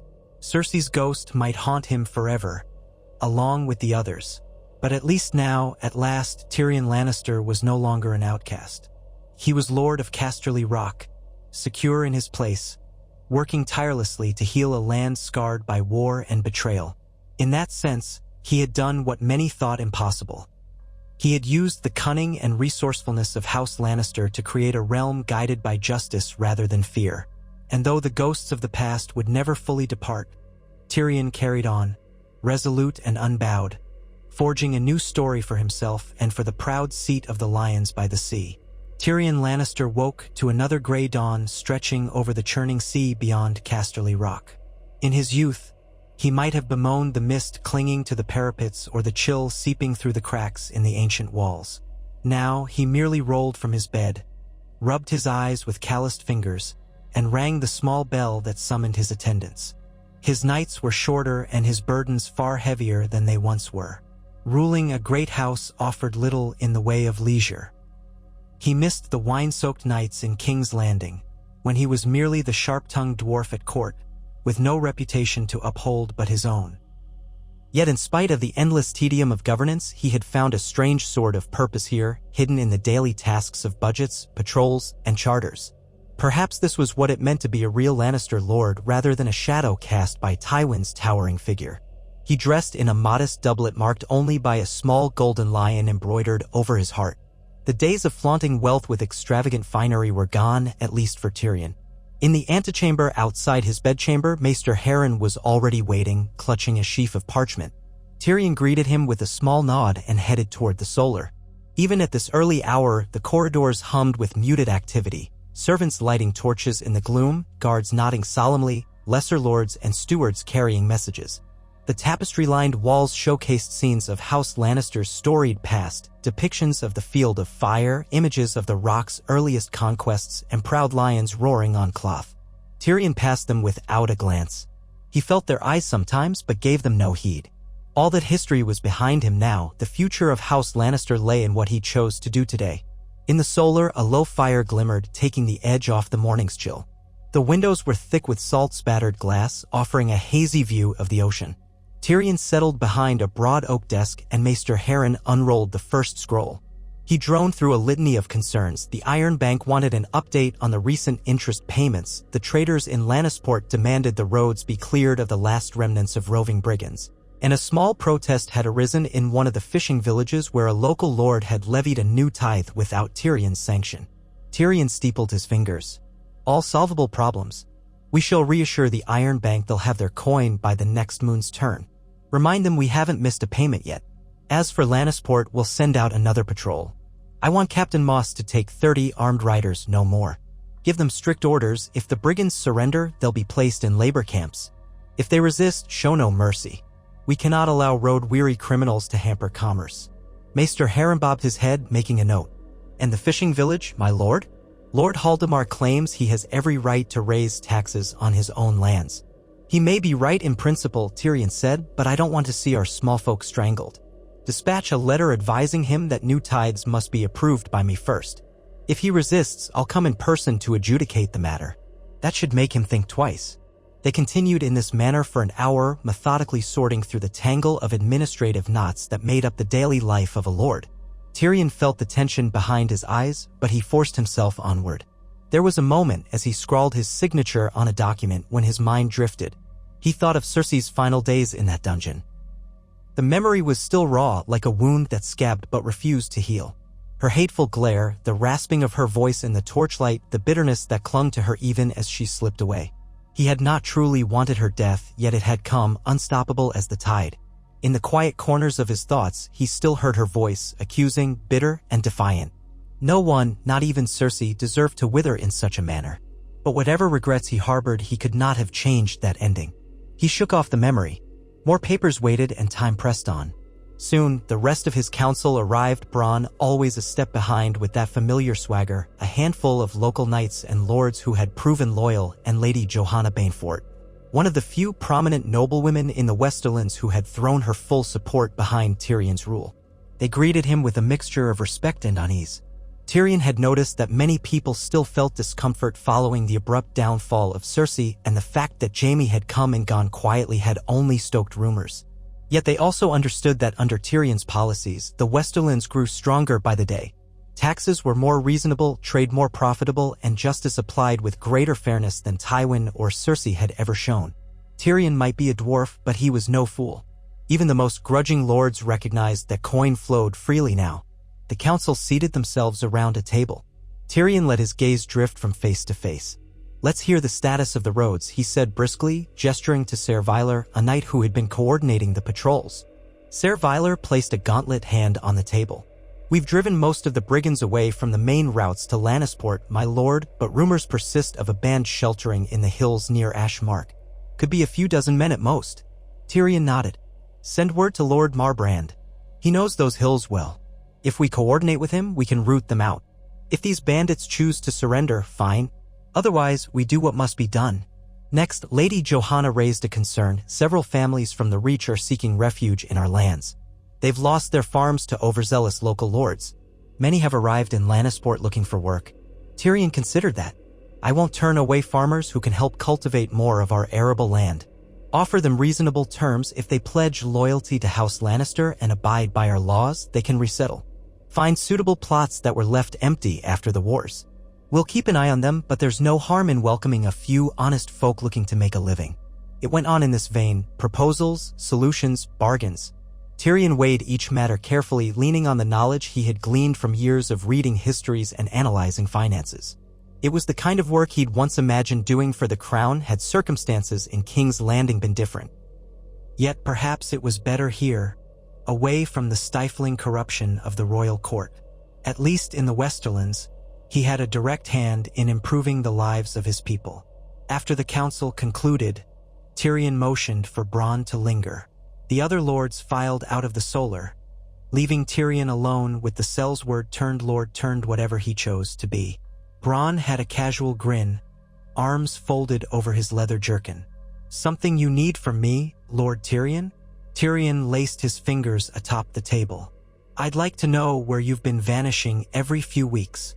Bronn's eyes narrowed playfully. "You're getting suspicious in your old age." "That's hardly an answer." Bronn shrugged, strolling closer. "I've got an estate in the Reach, courtesy of the promises your sister once made me, though I never truly cared for the place.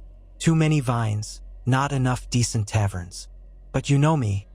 I like to check on my interests, see if there's still gold to be mined there, or perhaps get a sense of who might pay handsomely for the right services. Old habits die hard." Tyrion tapped the desk.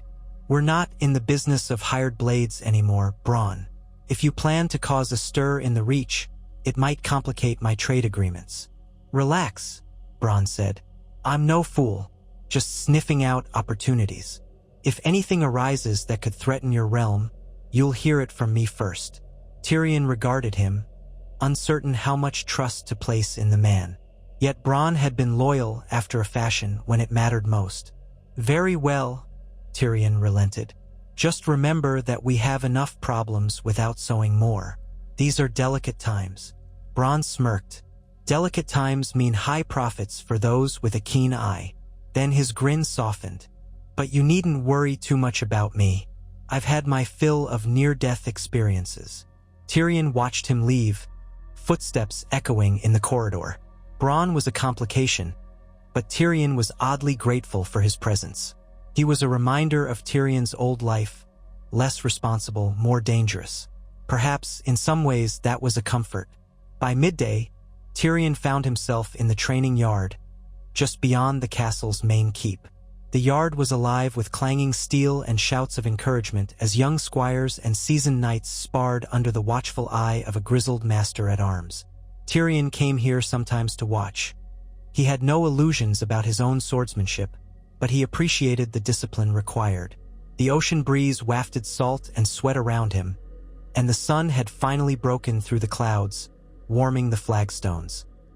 He noticed two squires near the far side, crossing wooden swords with a bit too much enthusiasm.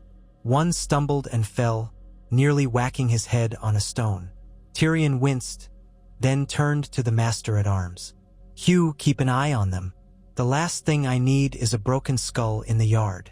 Hugh nodded. "Yes, M-Lord."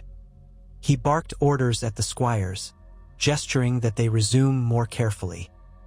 As Tyrion observed, he sensed movement behind him, a quiet presence.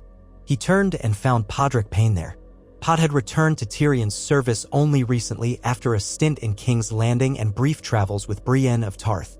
Now, having found no stable place in the swirl of shifting alliances, Podrick had come back to the Westerlands.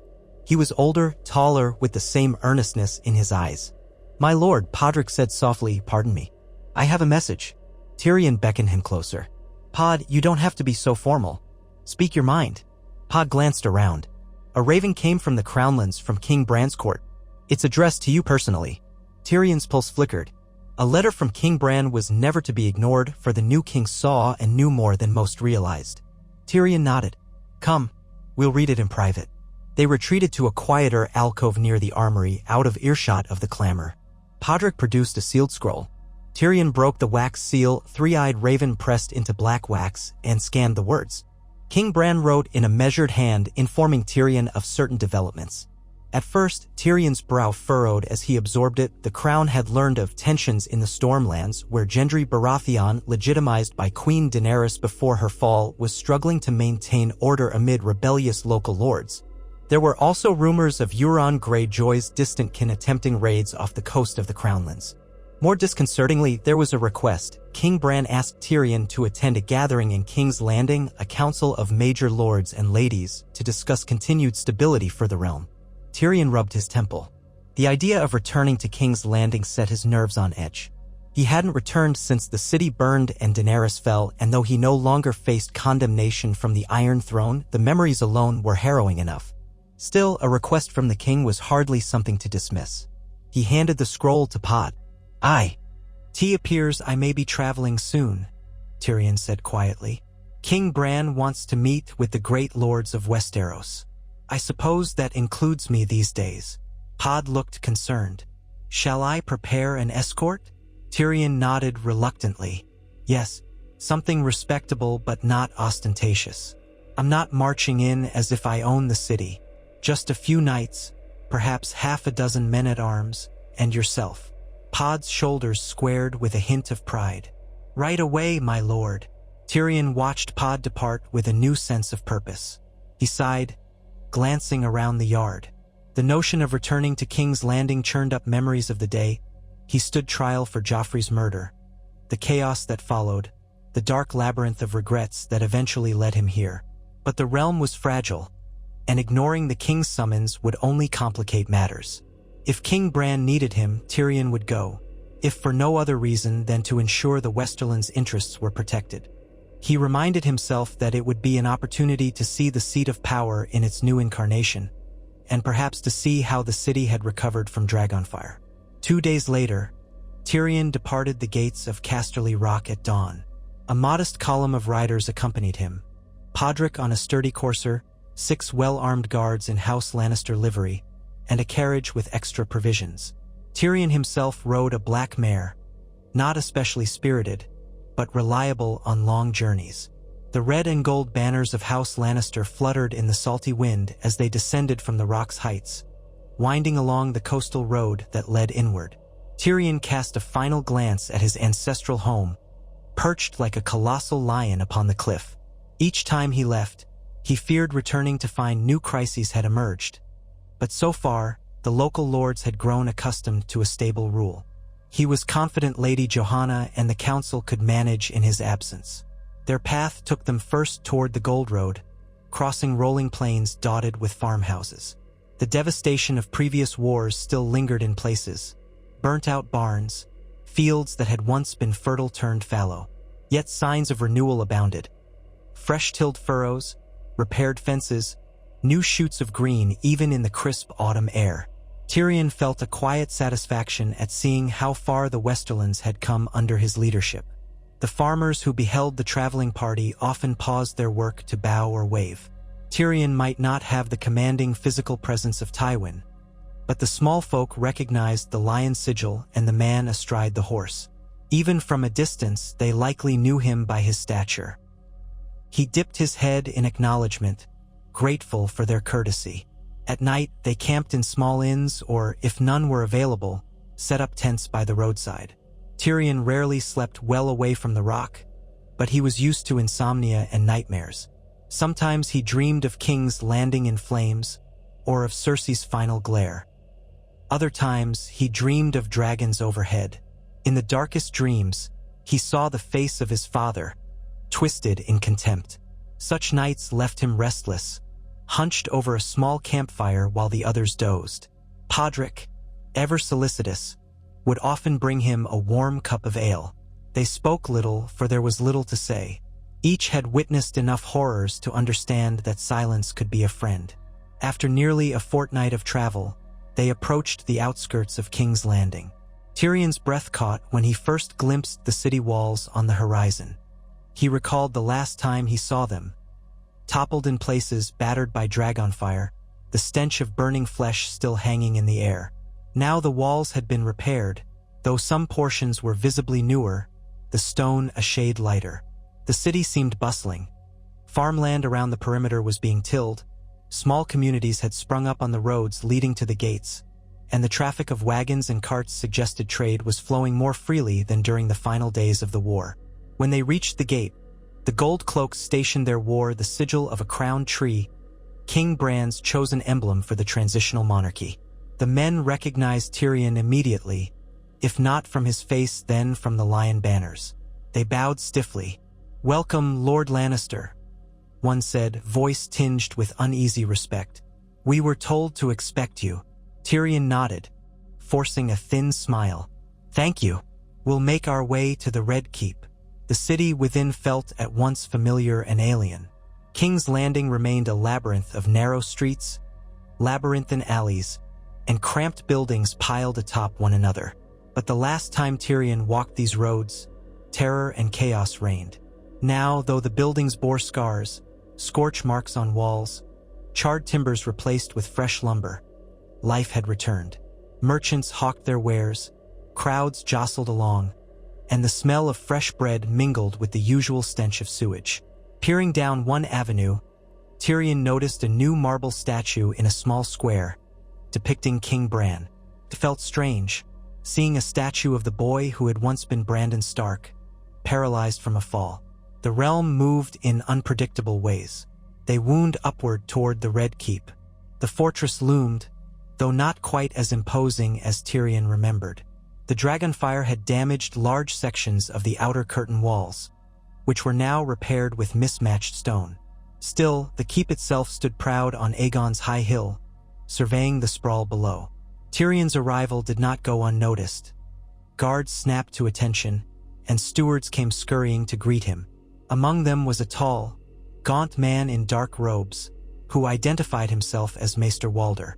He bowed and informed Tyrion that the king had prepared accommodations. They found their assigned quarters in one of the lesser towers, rooms tastefully decorated with new furnishings. Tyrion dismissed most of his guards to settle in. Only Podrick remained at his side, helping to arrange Tyrion's trunk and gather water for washing. Tyrion pulled off his riding gloves and stared out the arched window. It faced the city rather than Blackwater Bay, offering a glimpse of rooftops and winding streets. Smoke curled from countless chimneys, a sign of life. He wondered how many thousands had perished in Daenerys's assault, how many families had been uprooted. The city was resilient, that much was clear, but an undercurrent of trauma surely lingered. A knock at the door roused him from his reflections. Podrick opened it, revealing a lanky page in the livery of House Baratheon, black and gold, the crown stag. The boy stepped forward, somewhat out of breath. "Apologies, my lord. I bring you a summons from King Bran. He has convened the council in the throne room. They await your presence." Tyrion's stomach clenched at the mention of the throne room. He knew he must face it eventually, but the ghosts there were particularly potent. He nodded. "Very well. Pod, stay here and see that our gear is properly stowed. I'll go alone." Podrick looked uncertain but complied. Escorted by the page, Tyrion made his way through corridors that once were as familiar as the lines on his palm. Nothing had changed in their structure, yet everything felt altered by the weight of memory. At each turn, he recalled past encounters, the place where he once bantered with Varys, the hall where he confronted Littlefinger. Most of those faces were gone, scattered to the winds or the grave. As they reached the grand doors leading to the throne room, Tyrion paused, inhaling slowly. Here, he had stood trial for Joffrey's murder. Here, he had demanded a trial by combat. Here, he had witnessed the cunning manipulations of his father. Now, he was returning as Lord of Casterly Rock, summoned by a king who was once a crippled boy from Winterfell. The page pushed open the doors, and Tyrion entered. The throne room was still cavernous, with high windows letting in beams of late afternoon sun. The Iron Throne loomed ahead, though it looked slightly different, less menacing, perhaps. The hall was not nearly as crowded as in the days of Robert Baratheon or the tumultuous times under Cersei. A handful of courtiers and guards lined the walls. At the foot of the throne, several prominent figures stood in conference. Tyrion recognized King Bran immediately, seated on the Iron Throne with a measured calm. His hair was longer now, and he wore austere robes of dark gray and silver with the faintest hint of a crown circlet across his brow. Beside him, in a plain wooden chair, sat Ser Davos Seaworth, serving as one of the key advisors to the new king. Brienne of Tarth stood not far away, wearing the cloak of the King's Guard, her expression serene but vigilant. Gendry Baratheon was there too, looking ill at ease in finer attire than Tyrion ever remembered him wearing, a black tunic embroidered with a golden stag's head.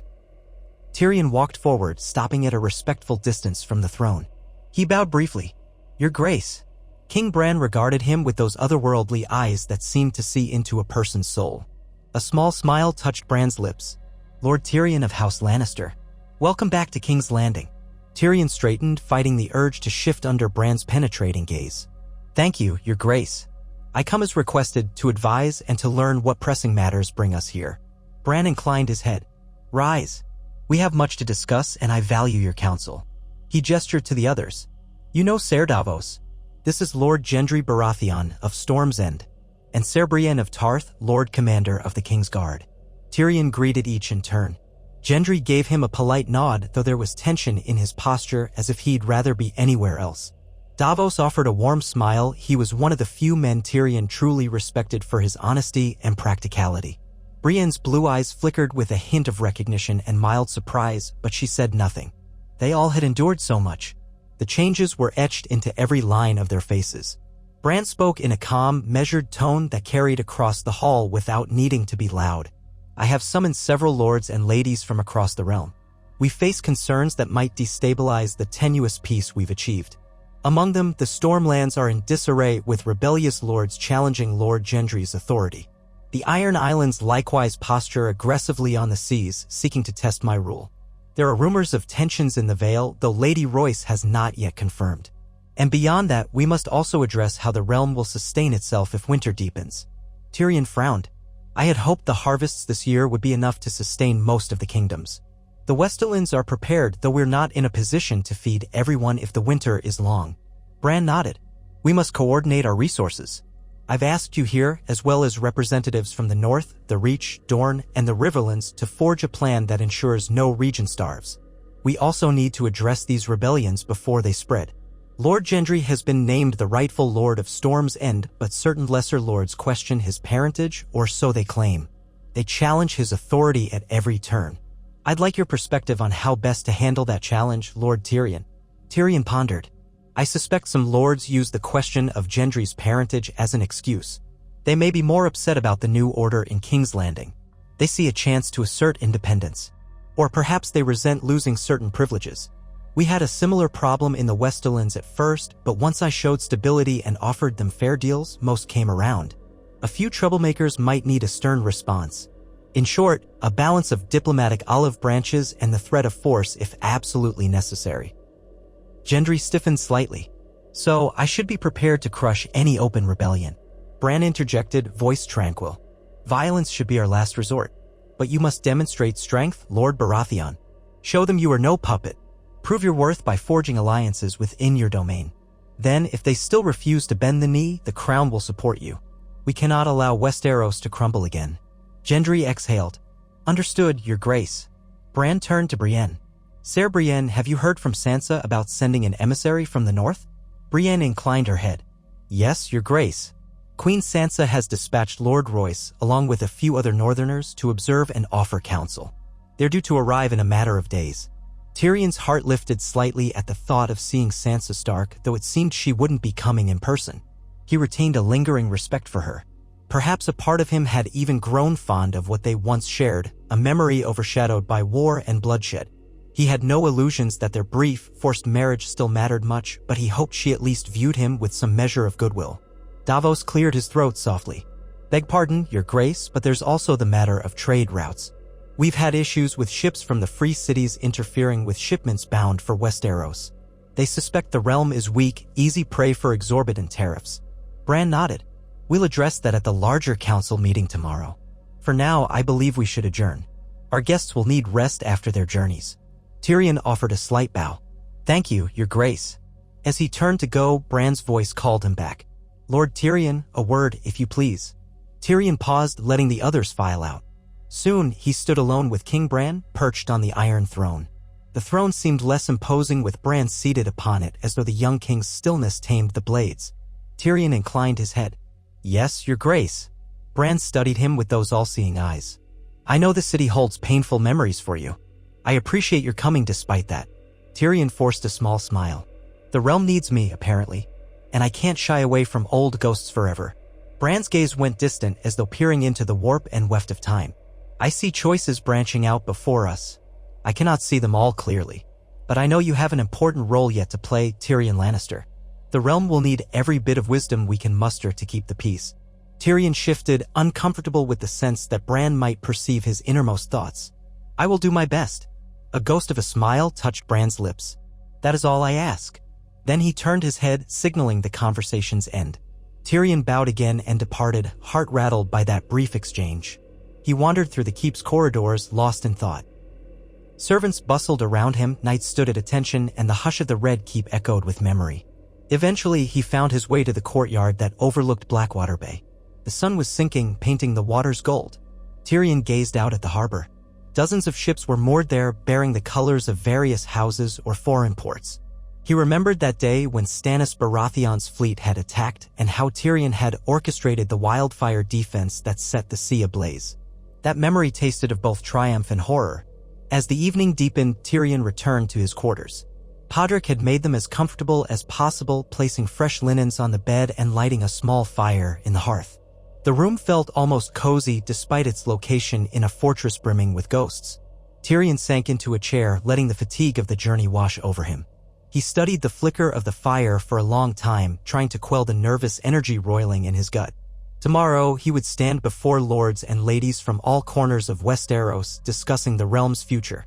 He was no stranger to councils, yet this felt different, a new age, a new king, an unsteady peace.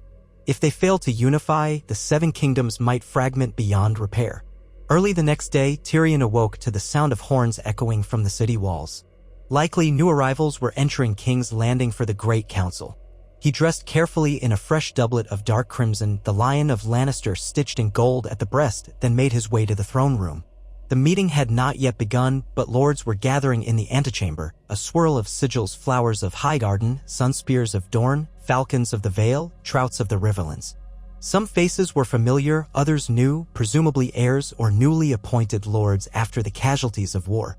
Tyrion slipped through the crowd, exchanging polite nods. Near a pillar, he spotted Lord Royce from the north, a broad man in heavy furs despite the milder southern climate.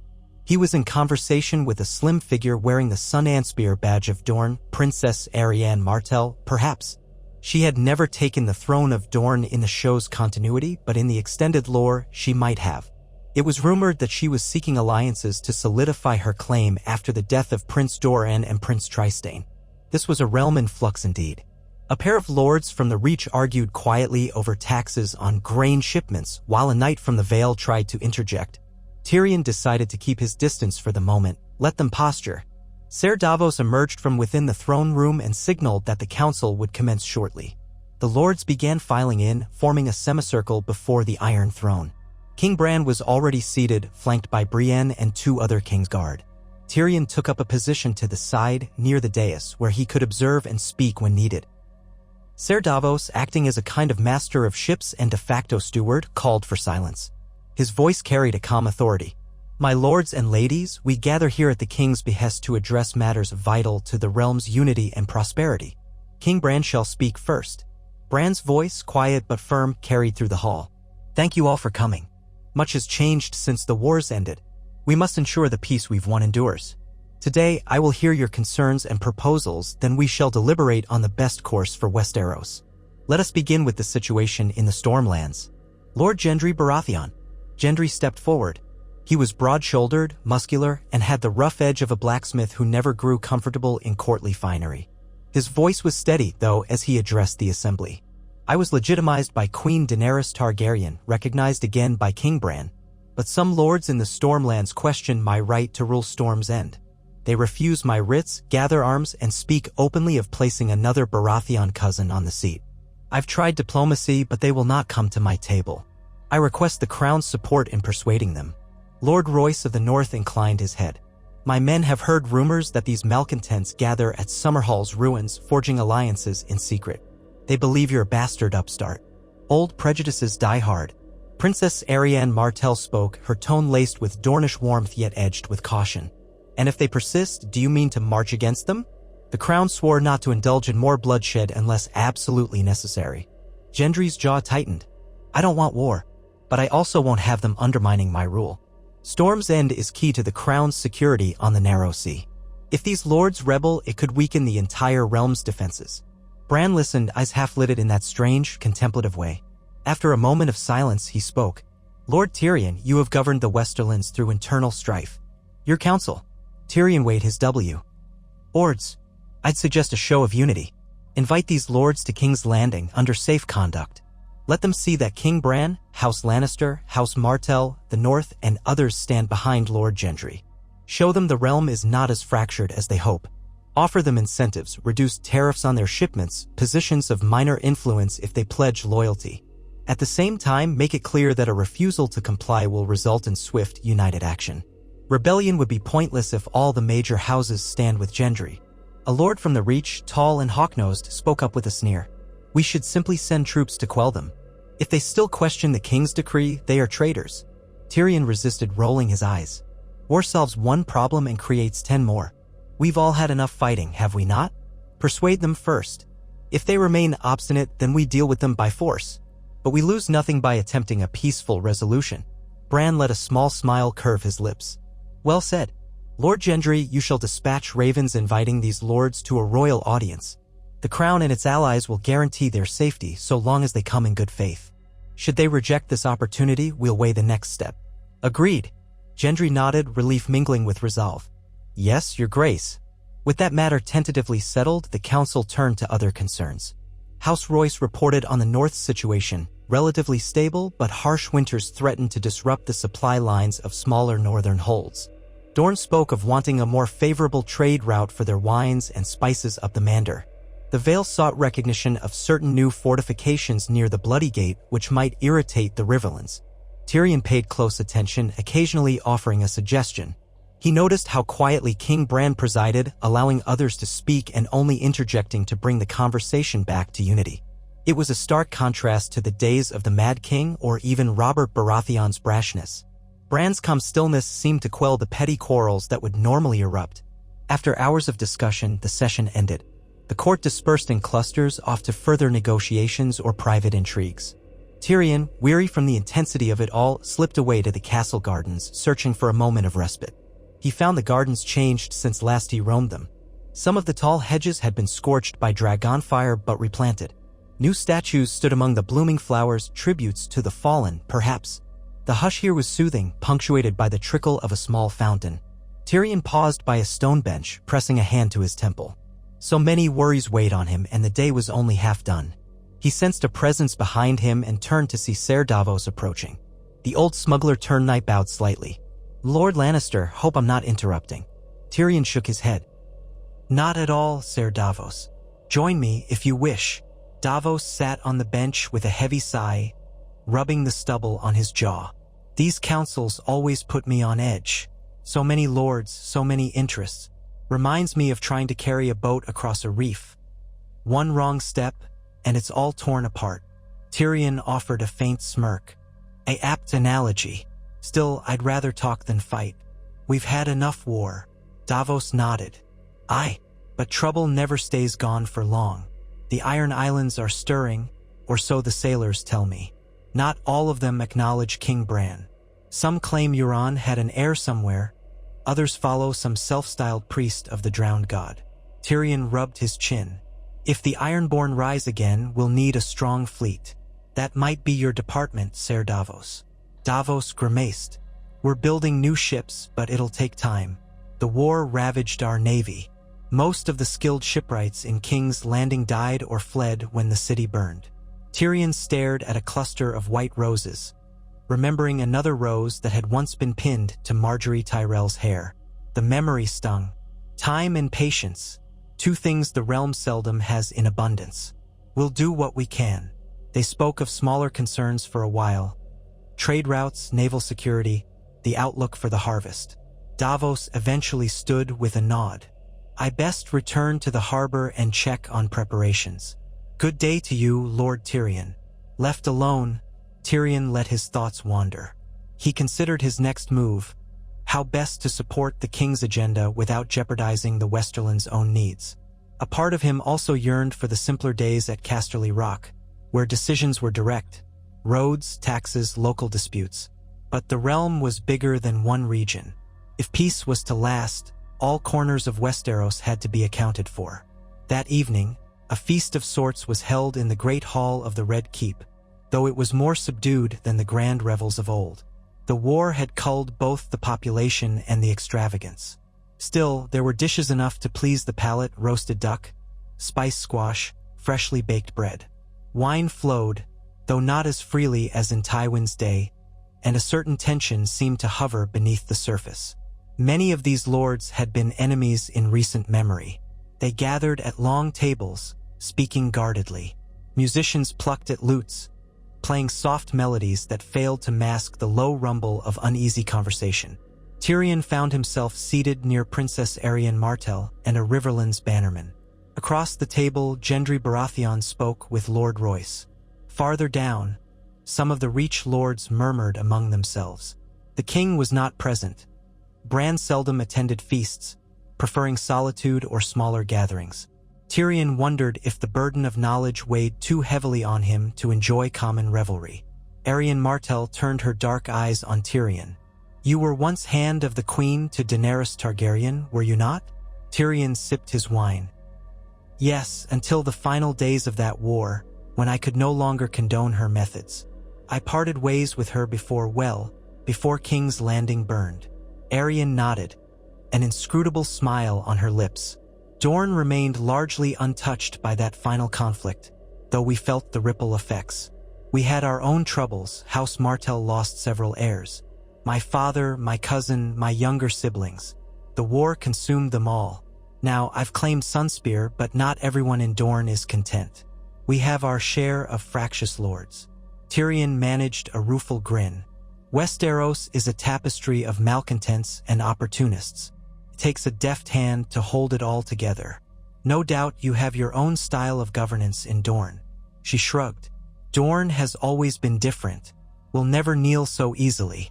But after all this bloodshed, we see sense in unity, so long as that unity respects our traditions." The conversation turned to smaller courtesies. Arianne asked about the gold mines in the Westerlands, the stability of Lannisport, and Tyrion, in turn, inquired after trade opportunities with the Dornish ports. They established a cautious rapport. Arianne was sharp, proud, and not easily fooled. Tyrion sensed in her a desire for Dorne to regain the influence it once had when House Martell was in alliance with the Targaryens. Yet she seemed pragmatic enough to know the world had changed. After the feast, Tyrion left the Great Hall. The corridors were dimly lit by torches, the flicker casting wavering shadows. Despite the subdued nature of the festivities, the hour had grown late, and many guests were returning to their quarters. Tyrion decided to walk a while, restless energy still thrumming in his veins. He ended up meandering near the Tower of the Hand, an area that had been destroyed more than once, if memory served. The tower was partially rebuilt, scaffolding lining the exterior. He paused at the base, memories stirring. He had once lived there as Hand of the King under Joffrey, orchestrating 1,000 intrigues to keep the city safe from Stannis. Then he had been replaced, betrayed, and nearly executed. The cycle of power in King's Landing was a savage will indeed. A presence behind him made him start. He whirled to find Brienne of Tarth, her expression neutral. She bowed her head in greeting. "My lord, you're out late." Tyrion exhaled a soft laugh, placing a hand on his heart. "Sir Brienne, you move quietly for someone in full armor." She almost smiled. "Apologies. I saw you leave the feast alone and wanted to ensure there was no trouble." Tyrion regarded her. "Ever the vigilant protector. I'm grateful. Though these days, I wonder if King's Landing needs such vigilance. The city is calmer than I remember." Her gaze lingered on the scaffolding around the tower. "Calm can be deceptive. Old grudges remain. My duty is to safeguard the king and the peace. If that means staying watchful, I'll do it." He nodded. "I recall you once served Sansa Stark, or at least vowed to protect her. Now you serve King Bran. It seems your sense of loyalty never wavers." A flicker of emotion crossed her face. "I remain loyal to House Stark, but the realm needs all of us. King Bran asked me to lead the Kingsguard, and I accepted. I believe in his vision for a more peaceful Westeros." Tyrion's lips curved into a faint smile. "Yes, Bran the Broken. He sees more than we do. Let's hope that vision helps us avoid further catastrophe." He paused, a memory surfacing. "You traveled with Jaime for a time, did you not? You were close to him, if rumor holds true." Brienne's jaw tightened slightly, sadness flickering in her eyes. "He was a complicated man. I tried to guide him toward honor. In some ways, he found it. In others, he was lost. I heard he went to Casterly Rock for a spell." Tyrion nodded. "He did. He came to see Cersei before she died. Then he left, saying he needed to wander. I do not know where he is now." She lowered her gaze, as though wrestling with conflicting feelings. "I hope he finds peace, wherever he roams." Tyrion sighed, recalling that final parting with Jaime. "I suspect peace will always elude him, given what he's seen and done. But we can hope." They stood in companionable silence for a moment, the wind rustling the scaffolding overhead. Finally, Brienne cleared her throat. "I must return to my rounds, my lord. Will you be all right?" He mustered a small grin. "I'm no stranger to these corridors, Sir Brienne. I'll manage." "Thank you." She bowed and departed, leaving Tyrion alone with his thoughts once more. He lingered by the Tower of the Hand, gazing at the half-finished structure against the starry sky. In some ways, it symbolized King's Landing itself, constantly being torn down and rebuilt, an endless process of destruction and rebirth. Perhaps that was the fate of the city and of the realm at large. The next morning, Tyrion was summoned again to meet with the king and a smaller council, this time in a more private chamber, a modest council room near the royal apartments. He arrived to find Bran, Davos, Gendry, Lord Royce, Arion Martell, and a few other key figures already seated around a circular table. Bran sat in a wheeled chair rather than on the throne. Tyrion recalled that Samwell Tarly had championed the design of that chair, making it easier for Bran to move about. They wasted no time on pleasantries. Bran spoke softly. "We must address the Iron Islands. I sense their disquiet could grow into open defiance if we ignore it. Reports suggest a self-proclaimed priest king is rallying men to undertake a new Red Kraken reaving. Some of the survivors of Euron's men have joined him. Lord Royce scoffed. The Ironborn never learn. They fancy themselves unconquerable. Arianne Martell tapped her fingers on the table. They almost never try to raid Dorne, too far perhaps. But I've heard rumors of them harassing trade ships in the Narrow Sea. If they succeed in capturing even a few ports, they'll disrupt commerce. Davos added, we've had ships vanish near the waters west of the Iron Islands. Wreckage washed ashore in the Westerlands and the Neck. Bran inclined his head toward Tyrion. The Westerlands has a coastline not far from the Iron Islands. Have you any intelligence, Lord Tyrion? Tyrion folded his hands. We've monitored suspicious vessels near Fair Isle. My watchers say they fly no banners, but they appear to be longships. They haven't attacked Lannisport or any major settlement yet, but it's unsettling to have them lurking about. Gendry interjected, then it's settled, we must confront them either through a diplomatic envoy or a show of force. Bran's expression was tranquil but firm. Yes. However, I prefer to attempt contact first. The Iron Islands are part of the Seven Kingdoms, at least nominally. If they reject the crown, we must respond, but let it not be said we rush to violence. A raven-haired woman at the table cleared her throat. Your Grace, if I may, I'm Lady Valina of House Botley in the Iron Islands. My uncle was among those who initially supported Yara Greyjoy when Euron was overthrown. I can tell you that many Ironborn still follow the old ways. They see King Bran's rule as weak, no dragons, no iron fist. They believe the time is ripe to reave the coasts while the realm is battered by war. Tyrion studied her. She wore a simple dress, no finery that might be expected of a highborn lady. She had the sea-weathered complexion of an Iron Islander. And what do you suggest, my lady? She hesitated, then spoke with a quiet intensity. Offer them terms that acknowledge some autonomy, perhaps. We Ironborn hate feeling subjugated, but also make it clear there will be swift retribution if they raid or seize lands. If this priest-king truly aims for a red kraken reaving, call out the old families loyal to Yara Greyjoy. She may no longer rule, but her legacy lingers. Remind them that under Yara, the Iron Islands nearly found a path to coexistence with the mainland.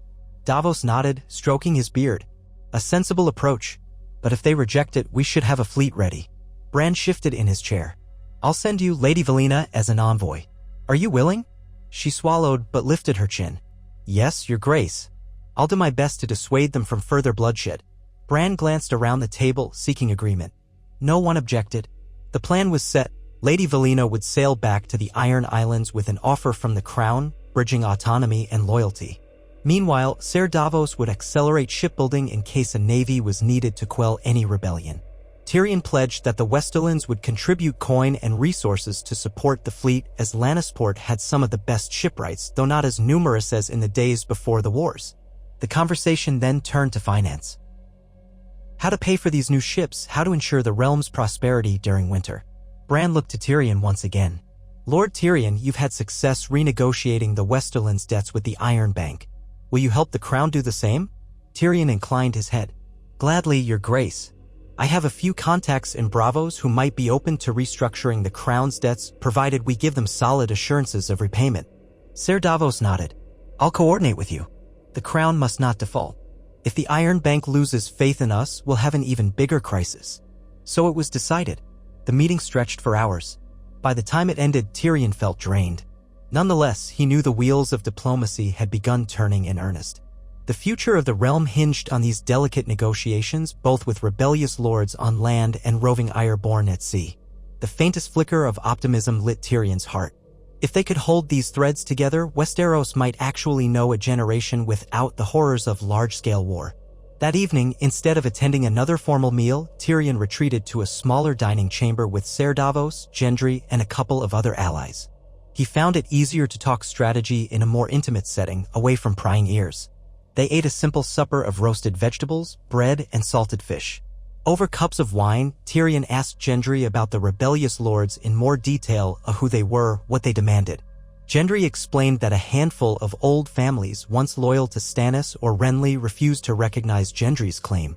Some even insisted that the Stormlands should revert to an older cadet branch of House Baratheon, if any still existed. Gendry was exasperated. All I want is to do right by the Stormlands, repair the keeps, protect the people, keep the roads safe. But they see me as a bastard unworthy of the name Baratheon. Tyrion gave him a sympathetic look. Inheritance can be a fickle thing. Look at me. I was the rightful heir to Casterly Rock by blood, but my own father would have sooner strangled me than see me rule. Yet here we are." Gendry snorted. "Fair enough. At least you have a famous name. Mine's just an echo, and half the realm calls me a blacksmith's whelp." Davos clapped Gendry on the shoulder. "You beat the odds already. Don't let some crusty old lords make you doubt yourself. You fought against the dead, sailed with heroes. You've more claim to greatness than half the prancing nobles in this city." Gendry gave a half-smile, appreciating the support. Tyrion raised his cup. "To forging one's destiny, then. May we shape it better than those who came before us." They drank, forging an unspoken camaraderie. Tyrion felt a hint of old camaraderie from the days of the War Council under Daenerys, minus the overshadowing madness. A small step, but meaningful. The conversation drifted to lighter topics, adventures on the seas, the best smithing techniques, the strangest food they'd ever eaten. Tyrion found himself relaxing, momentarily forgetting the burdens that awaited him. But once he returned to his chamber, the weight settled back on his shoulders. He stood by the window, gazing out at the dark city. The moon illuminated the patchwork of new and old buildings, the scars of war still visible in half-rebuilt neighborhoods. Beyond the walls, the sea glimmered with cold light, silent and vast. Tyrion thought of the Ironborn, restlessly prowling those waters, hungry for plunder. He thought of rebellious lords in the Stormlands, all too eager to tear down a new lord's authority. He thought of the fragile alliances the realm had woven, any of which could snap if mistrust prevailed. Sleep came only after hours of pacing and half-heartedly reading an old treatise on dragon lore. Even in dreams, Tyrion found no peace. He saw the Red Keep collapsing again under green wildfire. He saw Lannister banners torn and trampled, the sea red with blood. And in the midst of it, he thought he glimpsed Cersei's face, twisted in her final glare. He awoke with a shudder, drenched in sweat, dawn light just beginning to creep through the window. Shaking off the remnants of the nightmare, Tyrion donned fresh clothes and met Podrick in the corridor. They set out to rejoin the day's negotiations, determined to build on what progress had been made. Over the following week, the great and small lords of Westeros maneuvered around each other, forging fragile compromises in the throne room and in back corridors. Treaties were drafted, including a pact reaffirming the independence of the North under Sansa Stark while guaranteeing mutual defense. Another document outlined the terms by which Gendry Baratheon would allow certain Stormland houses to keep traditional privileges in exchange for recognizing his rule. Yet another addressed shipping rights for Dorne, the Vale, and the Riverlands. Throughout it all, King Bran remained a calm center, but it was Tyrion who often turned gears of diplomacy, bridging gaps with humor, reason, and the occasional not-so-subtle threat. He discovered that some grudges ran deep, yet many lords were simply weary of war. They wanted to secure their lands and wealth rather than plunge into fresh conflicts. When tensions flared, usually from some old vendetta, Tyrion deftly refocused everyone on the larger goal, peace that would outlast a single generation. He also found himself consulting privately with Lady Valina of the Iron Islands. She prepared to depart for Pike, bearing the crown's missive to the rebellious priest-king. Tyrion helped her craft the language, balancing respect for the Ironborn's fierce autonomy with an unmistakable warning that the realm would retaliate if they embarked on widespread raids. Valina eyed him curiously at one point.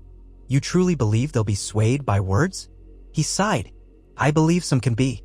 Others may only listen to steel. But if no one tries words first, we condemn ourselves to another war. Show them the crown is not weak, that the major houses stand together. Perhaps they'll think twice before taking a foolish risk." She nodded, thoughtful. "I'll do what I can. It's worth a try."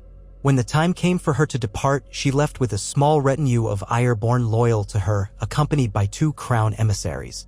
Tyrion watched them board a ship at the new King's Landing docks. He felt the old gnaw of dread in his gut. Negotiations like these often hinged on a knife's edge. If the Ironborn spurned the offer, war would follow. If the Stormlands erupted in rebellion, war again. Tyrion was doing everything in his power to prevent it, yet he had only so many hands, only so many hours in a day. On the 12th day of these councils, Sansa Stark's representatives arrived from the north as Brienne had foretold. Lord Royce led them, broad-shouldered, stern-faced, clad in dark fur. Along with him were 2 lesser lords from around Winterfell plus a handful of sworn swords. Tyrion greeted them in the courtyard. Though Sansa was not among them, Tyrion felt a twinge of relief seeing northern banners again. Lord Royce bowed stiffly. "Lord Tyrion." Tyrion bowed back, a measure of respect. "Welcome to King's Landing." Royce wasted no time with pleasantries. "Queen Sansa sends her greetings and has entrusted me to ensure that any agreements affecting the North are to her liking." Of course, we want the North's voice to be heard. Shall we proceed to the throne room? Within the hour, they joined the assembled lords and ladies. Royce laid out the North's position, continued independence under Queen Sansa, open trade routes with the Westerlands and the Vale, mutual defense pacts with the Crown if the Ironborn attacked. King Bran gave his blessing, as had been the arrangement since the conclusion of the war against the dead. Though the presence of two Stark monarchs was odd, the realm had come to accept that the North would remain separate, tied only by alliances rather than subjugation.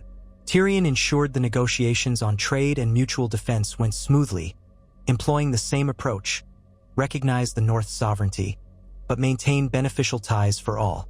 Royce left satisfied, stating he would carry back the final documents for Sansa's signature. Time moved swiftly in the capital, each day a cascade of meetings and delicate bargains. Tyrion spent long hours with Davos, Gendry, and the rest, hammering out details that might have seemed mundane. Grain distribution, tariffs, shipping lanes. Yet he knew that these mundane details could be the bedrock of a stable realm. Fine words in the throne room meant little if the people starved or trade came to a halt.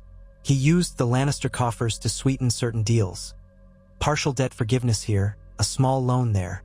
The Westerlands were flush enough to absorb these costs, and each act of financial assistance bound the other houses more closely to King Bran's peace. Throughout these discussions, Tyrion occasionally found himself in private audience with Bran. In those quiet moments, the king would ask him about the spirit of the negotiations, how the lords truly felt beneath their polite facades. Tyrion answered as candidly as he could, though he suspected Bran already glimpsed far more than Tyrion could guess. Bran would then offer a cryptic remark about the nature of time or the importance of forging new paths. Tyrion left those encounters with a sense of awe and unease. Once, as they conferred in a small library near the royal apartments, Tyrion ventured to ask, "Your Grace, do you foresee a day when the Seven Kingdoms are truly united once more, under a single rule?" Bran's pale eyes focused on him in that unsettling way. Unity doesn't always mean a single banner. Sometimes alliances hold stronger when each part stands on its own foundation, bound by mutual need rather than forced submission. Then he smiled faintly, as though recalling something from a dream. "But I do see a time of relative peace, if we steer the realm correctly. The wars have left deep scars, yet they also taught us lessons," Tyrion murmured. "One can hope we don't forget them." Bran's voice was soft. "That, Lord Tyrion, is often the realm's greatest failing. Forgetting too soon. Let us pray we remember this time." A fortnight of negotiations passed, culminating in a final, grand assembly in the throne room. The various treaties and agreements were laid out. Each region's representative stepped forward in turn to add their seal, symbolically binding them to the new pacts. Tyrion watched, heart pounding with cautious optimism. The Vale, the Riverlands, the Westerlands, the Stormlands, Dorne, the Crownlands, and an accord with the North. Though the Iron Islands remained unresolved, Lady Valina's mission was underway. The realm had, at least on paper, reached a new consensus. When Gendry Baratheon stepped forward, he signed the Stormlands agreement with a firm hand, officially pledging to abide by the Crown's laws and uphold King Bran's authority. In return, he received recognition of his full rights as Lord Paramount of the Stormlands. The rebellious lords, for now, would be offered a seat at his table under the watchful gaze of King Bran's envoys. If they refused, Gendry would have the Crown's backing to quell them. A measured compromise that might preserve peace. After all the documents were sealed, Davos declared the council concluded. A subdued applause rippled through the throne room. Tyrion stood off to the side, letting the wave of relief wash over him. He saw in the faces of the gathering a mixture of hope and lingering doubt. No one believed the realm was healed overnight, but it was a start, a crucial foundation. King Bran rose from the Iron Throne, acknowledging the assembly. "Let these signed accords guide us forward. May we work together to protect the realm, and may we remember the cost of war. You are all free to depart or remain as you will. We stand united in purpose." With that, the lords and ladies began to disperse, many already planning their return journeys. Tyrion found himself surrounded by well-wishers, minor lords from the Westerlands praising his diplomatic skill. Lady Johanna Bayfort, who had come late in the negotiations, congratulated him with genuine admiration. Others from outside the Westerlands offered polite words of thanks or curiosity, eager to secure future trade deals. Tyrion managed a weary smile, fielding each conversation in turn. When at last the throng thinned, he glanced around for a moment of privacy. He spotted Gendry near the dais, speaking quietly with Davos. Tyrion approached, bowing slightly. Lord Baratheon, Ser Davos, congratulations on surviving these talks. I suspect the harder work awaits you in the Stormlands. Gendry exhaled. I no doubt, but at least now I can ride home knowing the rest of the realm won't pounce on me if a minor rebellion sparks. Davos gave Tyrion a wry grin. You've a knack for forging deals that stick, my lord. Reminds me a bit of a certain man named Stannis, though with more charm and fewer grim stares. Tyrion chuckled. High praise, I think. Good luck to both of you. They parted ways amicably. Tyrion turned, intending to find Podrick and arrange his own departure date when he noticed a slender figure in dark clothing standing near a pillar, watching him intently. For a heartbeat, Tyrion's mind conjured the specter of Littlefinger, that cunning weasel of a man, but Littlefinger was long dead. As Tyrion approached, the figure resolved into a woman with short, cropped hair, wearing simple garb. There was something faintly familiar in her bearing, but he couldn't place it. She offered a small bow. Lord Tyrion, might I have a moment? Of course, Tyrion replied, scanning her face. You are. Call me Tisha, she said quietly, her eyes flickering with a strange intensity. Tyrion's heart jolted. Tisha, the name of the wife he had once been forced to abandon, a name that had haunted him for years, though the memory was so old and painful he rarely spoke of it. He narrowed his mismatched eyes, a chill creeping over him. That is a name I haven't heard in a long time. If you're jesting, I'd advise you to stop. She shook her head. I mean no ill. Perhaps we can speak somewhere private. There's something you should know. Suspicion warred with curiosity. Tyrion signaled Podrick, who hovered nearby, to remain alert but not intervene. Then he led this mysterious woman to a small alcove off the main corridor. Guards milled about, but they were out of earshot. Tyrion folded his arms, his tone guarded. Explain yourself. She studied him, seemingly unafraid. I use the name Tisha because it's a name you hold close to your heart. You see, Lord Tyrion, the real Tisha's fate was never fully known, was it? She vanished after your father's cruelty separated you. I know stories of her, and I know what it did to you. You might think me a charlatan, but I come with information about her last known whereabouts. Tyrion's breath caught, a swirl of emotions roiling within him, anger, longing, disbelief. Tisha vanished across the narrow sea, if the rumors were true. I was told she never wanted anything to do with me after. What happened? His mind rushed back to that savage night when Tywin forced him to watch as his soldiers took her, turning love into nightmare, a memory that tore Tyrion to pieces whenever he dared recall it. He had once asked Jaime about her, only to be told she had gone to parts unknown, possibly across the sea. The years had passed, the wars raged, and he resigned himself to never knowing her fate. The woman who called herself Tisha lowered her voice. She went east, yes, searching for a life away from Lannisters. I have ties to certain Braavosi traders who claim they encountered a Westerosi woman matching her description years ago living in Volantis. She might still be there, under a different name. I came to you because she might yet live. Tyrion's heart hammered. It seemed impossible, a dream. Tisha was just a ghost from a time before the world turned cruel. He forced himself to remain skeptical. Why bring this to me now? What do you gain? Her gaze flickered. She deserves closure if she's still alive. And you do too. The realm is at a turning point, forging new alliances. Perhaps it's time to mend old wounds. I can help you find her, if you wish. Tyrion tried to read her face.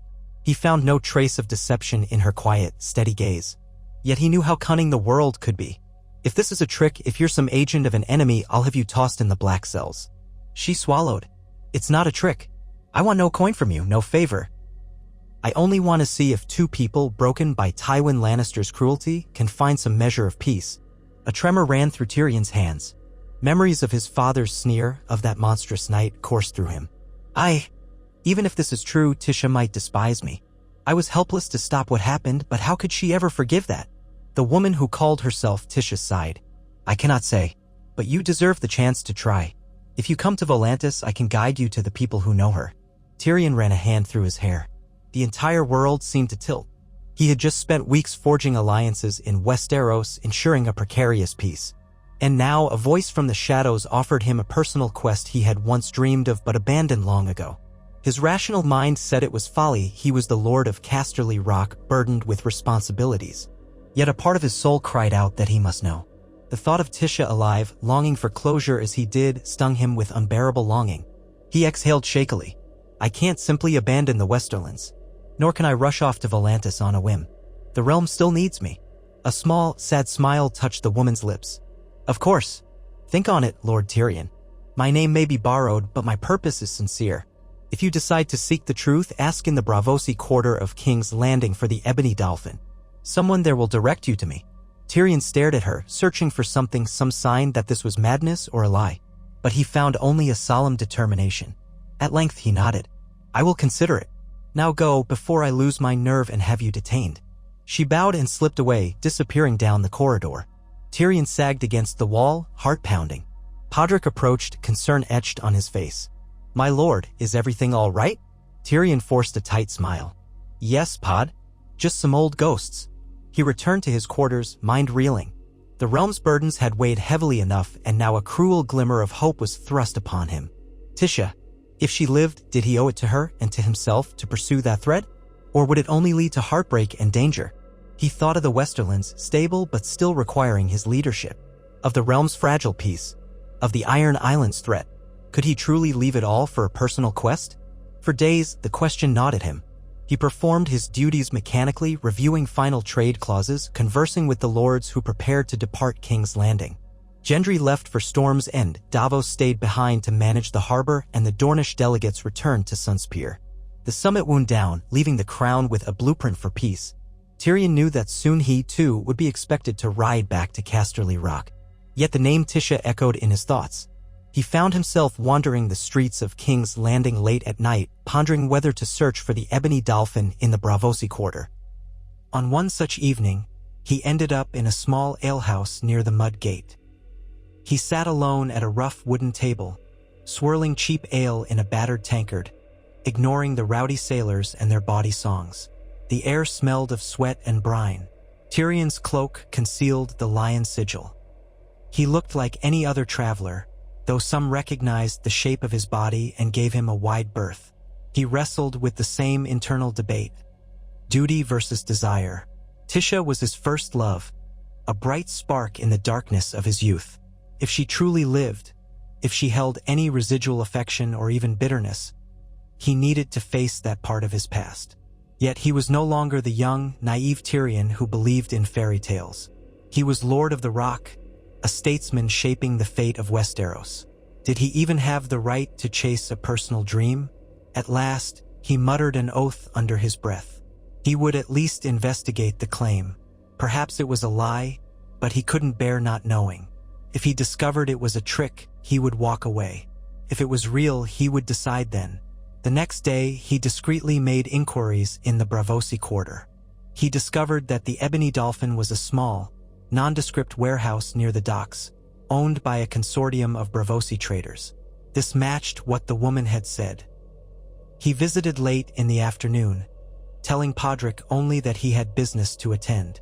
Pod looked worried, but obeyed. Tyrion found the place deserted except for a few workers loading crates of exotic goods. He asked for the person rumored to handle inquiries from Westerosi travelers. One of the workers, a wiry man with a scarred cheek, eyed Tyrion's short stature but showed him inside. In a back room, the same woman waited, the one who had called herself Tisha. She bowed. You came. Tyrion's throat felt tight. I had to see if you were who you claimed. So far, you're consistent. Now, tell me, how do you know about Tisha? She sighed. My name is Helena. I traveled with a Braavosi caravan that does business in Volantis, Pentos, and Myr. I encountered a Westerosi woman in Volantis who went by the name Mariella. She hinted she'd once been married to a Lannister. Over the course of many months, her story matched fragments I knew of Tisha. The timeline, the descriptions. Eventually, she told me enough that I was certain. She had been abused by soldiers, cast out, forced to flee. She never mentioned your name directly, but everything pointed to you. Tyrion felt his chest constrict, old guilt rising. Does she know you're seeking me? Helena shook her head. She's afraid of Lannisters. I suspect she'd run if she knew I was reaching out. But I think she still loves you, in some hidden corner of her heart, or she wouldn't speak of you with such sorrow. Tyrion's eyes burned. but he forced composure. If I go to Volantis, how do I find her? Helena retrieved a scrap of parchment from her sleeve, pressing it into his hand. Here's the name of the district and the inn she frequents. It's a poor quarter by the docks, not a place for a lord, but you could reach her if you traveled in secret. As for me, I ask only that you come with me aboard our Bravosi ship when we depart in 2 weeks. I'll guide you. After that, it's your journey. Tyrion stared at the parchment. All of this sounded like a mad gamble. I have duties in the Westerlands. I can't just vanish for months. Then choose, Helena said, not unkindly. Some burdens are heavier than others. Tyrion clenched his jaw. He realized he was trembling. Very well. Let me see if I can arrange matters. If this is real, then I must know. If it's a trick, you'll not live to regret it. Her gaze was solemn. I understand. He left the warehouse, heart pounding. Over the next several days, as the last of the noble delegations departed King's Landing, Tyrion finalized the realm's agreements with King Bran. Then he quietly made arrangements of his own. He composed letters to Lady Johanna Bainfort and his small council at Casterly Rock, instructing them to govern in his name for an extended period. He wrote that urgent business in Essos demanded his attention, a matter of repaying old debts and securing new trade opportunities with Bravos and Volantis. He explained as little as possible, trusting that the Westerlands was stable enough to manage without him for a time. He also sent instructions to the Iron Bank, preparing them for a face-to-face negotiation if need be. At least that part was not a lie. He could combine personal aims with official duties. He confided only in Podrick, who listened with wide eyes and concern. My lord, do you trust this woman? What if it's a trap? Tyrion's expression was grim. It might be, but some part of me must find out. She was taken from me. If she truly lives, I owe it to her to at least see her again. Pod touched Tyrion's shoulder lightly. Then I'll come with you if you wish. Tyrion felt a surge of gratitude. Thank you, Pod. Yes, I'd like that. A familiar face in a foreign land might keep me Ain. By the time 2 weeks passed, he had tied up enough loose ends to feel marginally less guilty about leaving. King Bran, in his mysterious wisdom, merely smiled and wished Tyrion safe travels when Tyrion informed him of his departure. Brienne seemed puzzled but did not question him. Gendry had already left for Storm's End and Davos was busy with the harbor. None suspected the deeper personal reason behind Tyrion's trip to Volantis. Let them believe it was just another mission to strengthen trade ties with Essos. At last, Tyrion and Pod made their way to the dock where Helena's Bravosi ship, the Silken Siren, was moored. It was a sleek vessel with dark sails, crewed by a mix of Bravosi and Westerosi sailors. Helena greeted them at the gangplank, nodding in silent understanding. No grand farewells, no farewell parties. Just the hush of a morning tide. Tyrion wore a cloak of dull gray, hoping to avoid recognition. Pod carried a pair of sturdy sea chests which contained both their personal gear and some official documents. They boarded and the ship set sail on a brisk wind, leaving the sprawl of King's Landing behind. Tyrion stood on the deck watching the city recede. Part of him wondered if he would ever see it again. Another part felt an unfamiliar flicker of anticipation. He was going east, beyond the usual Game of Thrones. For once, he was following not cunning or duty, but the faint heartbeat of something lost in the past, a chance to see Tisha, to beg her forgiveness or at least speak a final goodbye. As the coast of Westeros faded into a gray horizon, Tyrion closed his eyes and let the sea breeze wash over him. He pictured Casterly Rock, safe in the hands of his advisors, the realm's new treaties secured under King Bran's watchful gaze. For so long, Tyrion had shaped his life around other people's expectations, Tywin's demands, Cersei's threats, Joffrey's madness, Daenerys' cause. Now, he dared to carve out a path of his own. It felt terrifying and strangely liberating. The voyage would be long, filled with unknown perils. But Tyrion felt a stirring in his chest, a sense that perhaps this was the final puzzle piece to his life's riddle. If Tisha were truly alive, they might share a moment of truth, whether it ended in reconciliation or hatred. If she were gone, well, at least he would have tried. That knowledge might bring some measure of peace. With a final glance at the vanishing coastline, he squared his shoulders and turned away, ready to face the uncertain seas ahead. And so, Tyrion Lannister, Lord of Casterly Rock, peacemaker of the realm, set forth to find the one ghost who had haunted him more than any other. The waves lapped against the hull, carrying him east toward a future as murky and boundless as the ocean itself.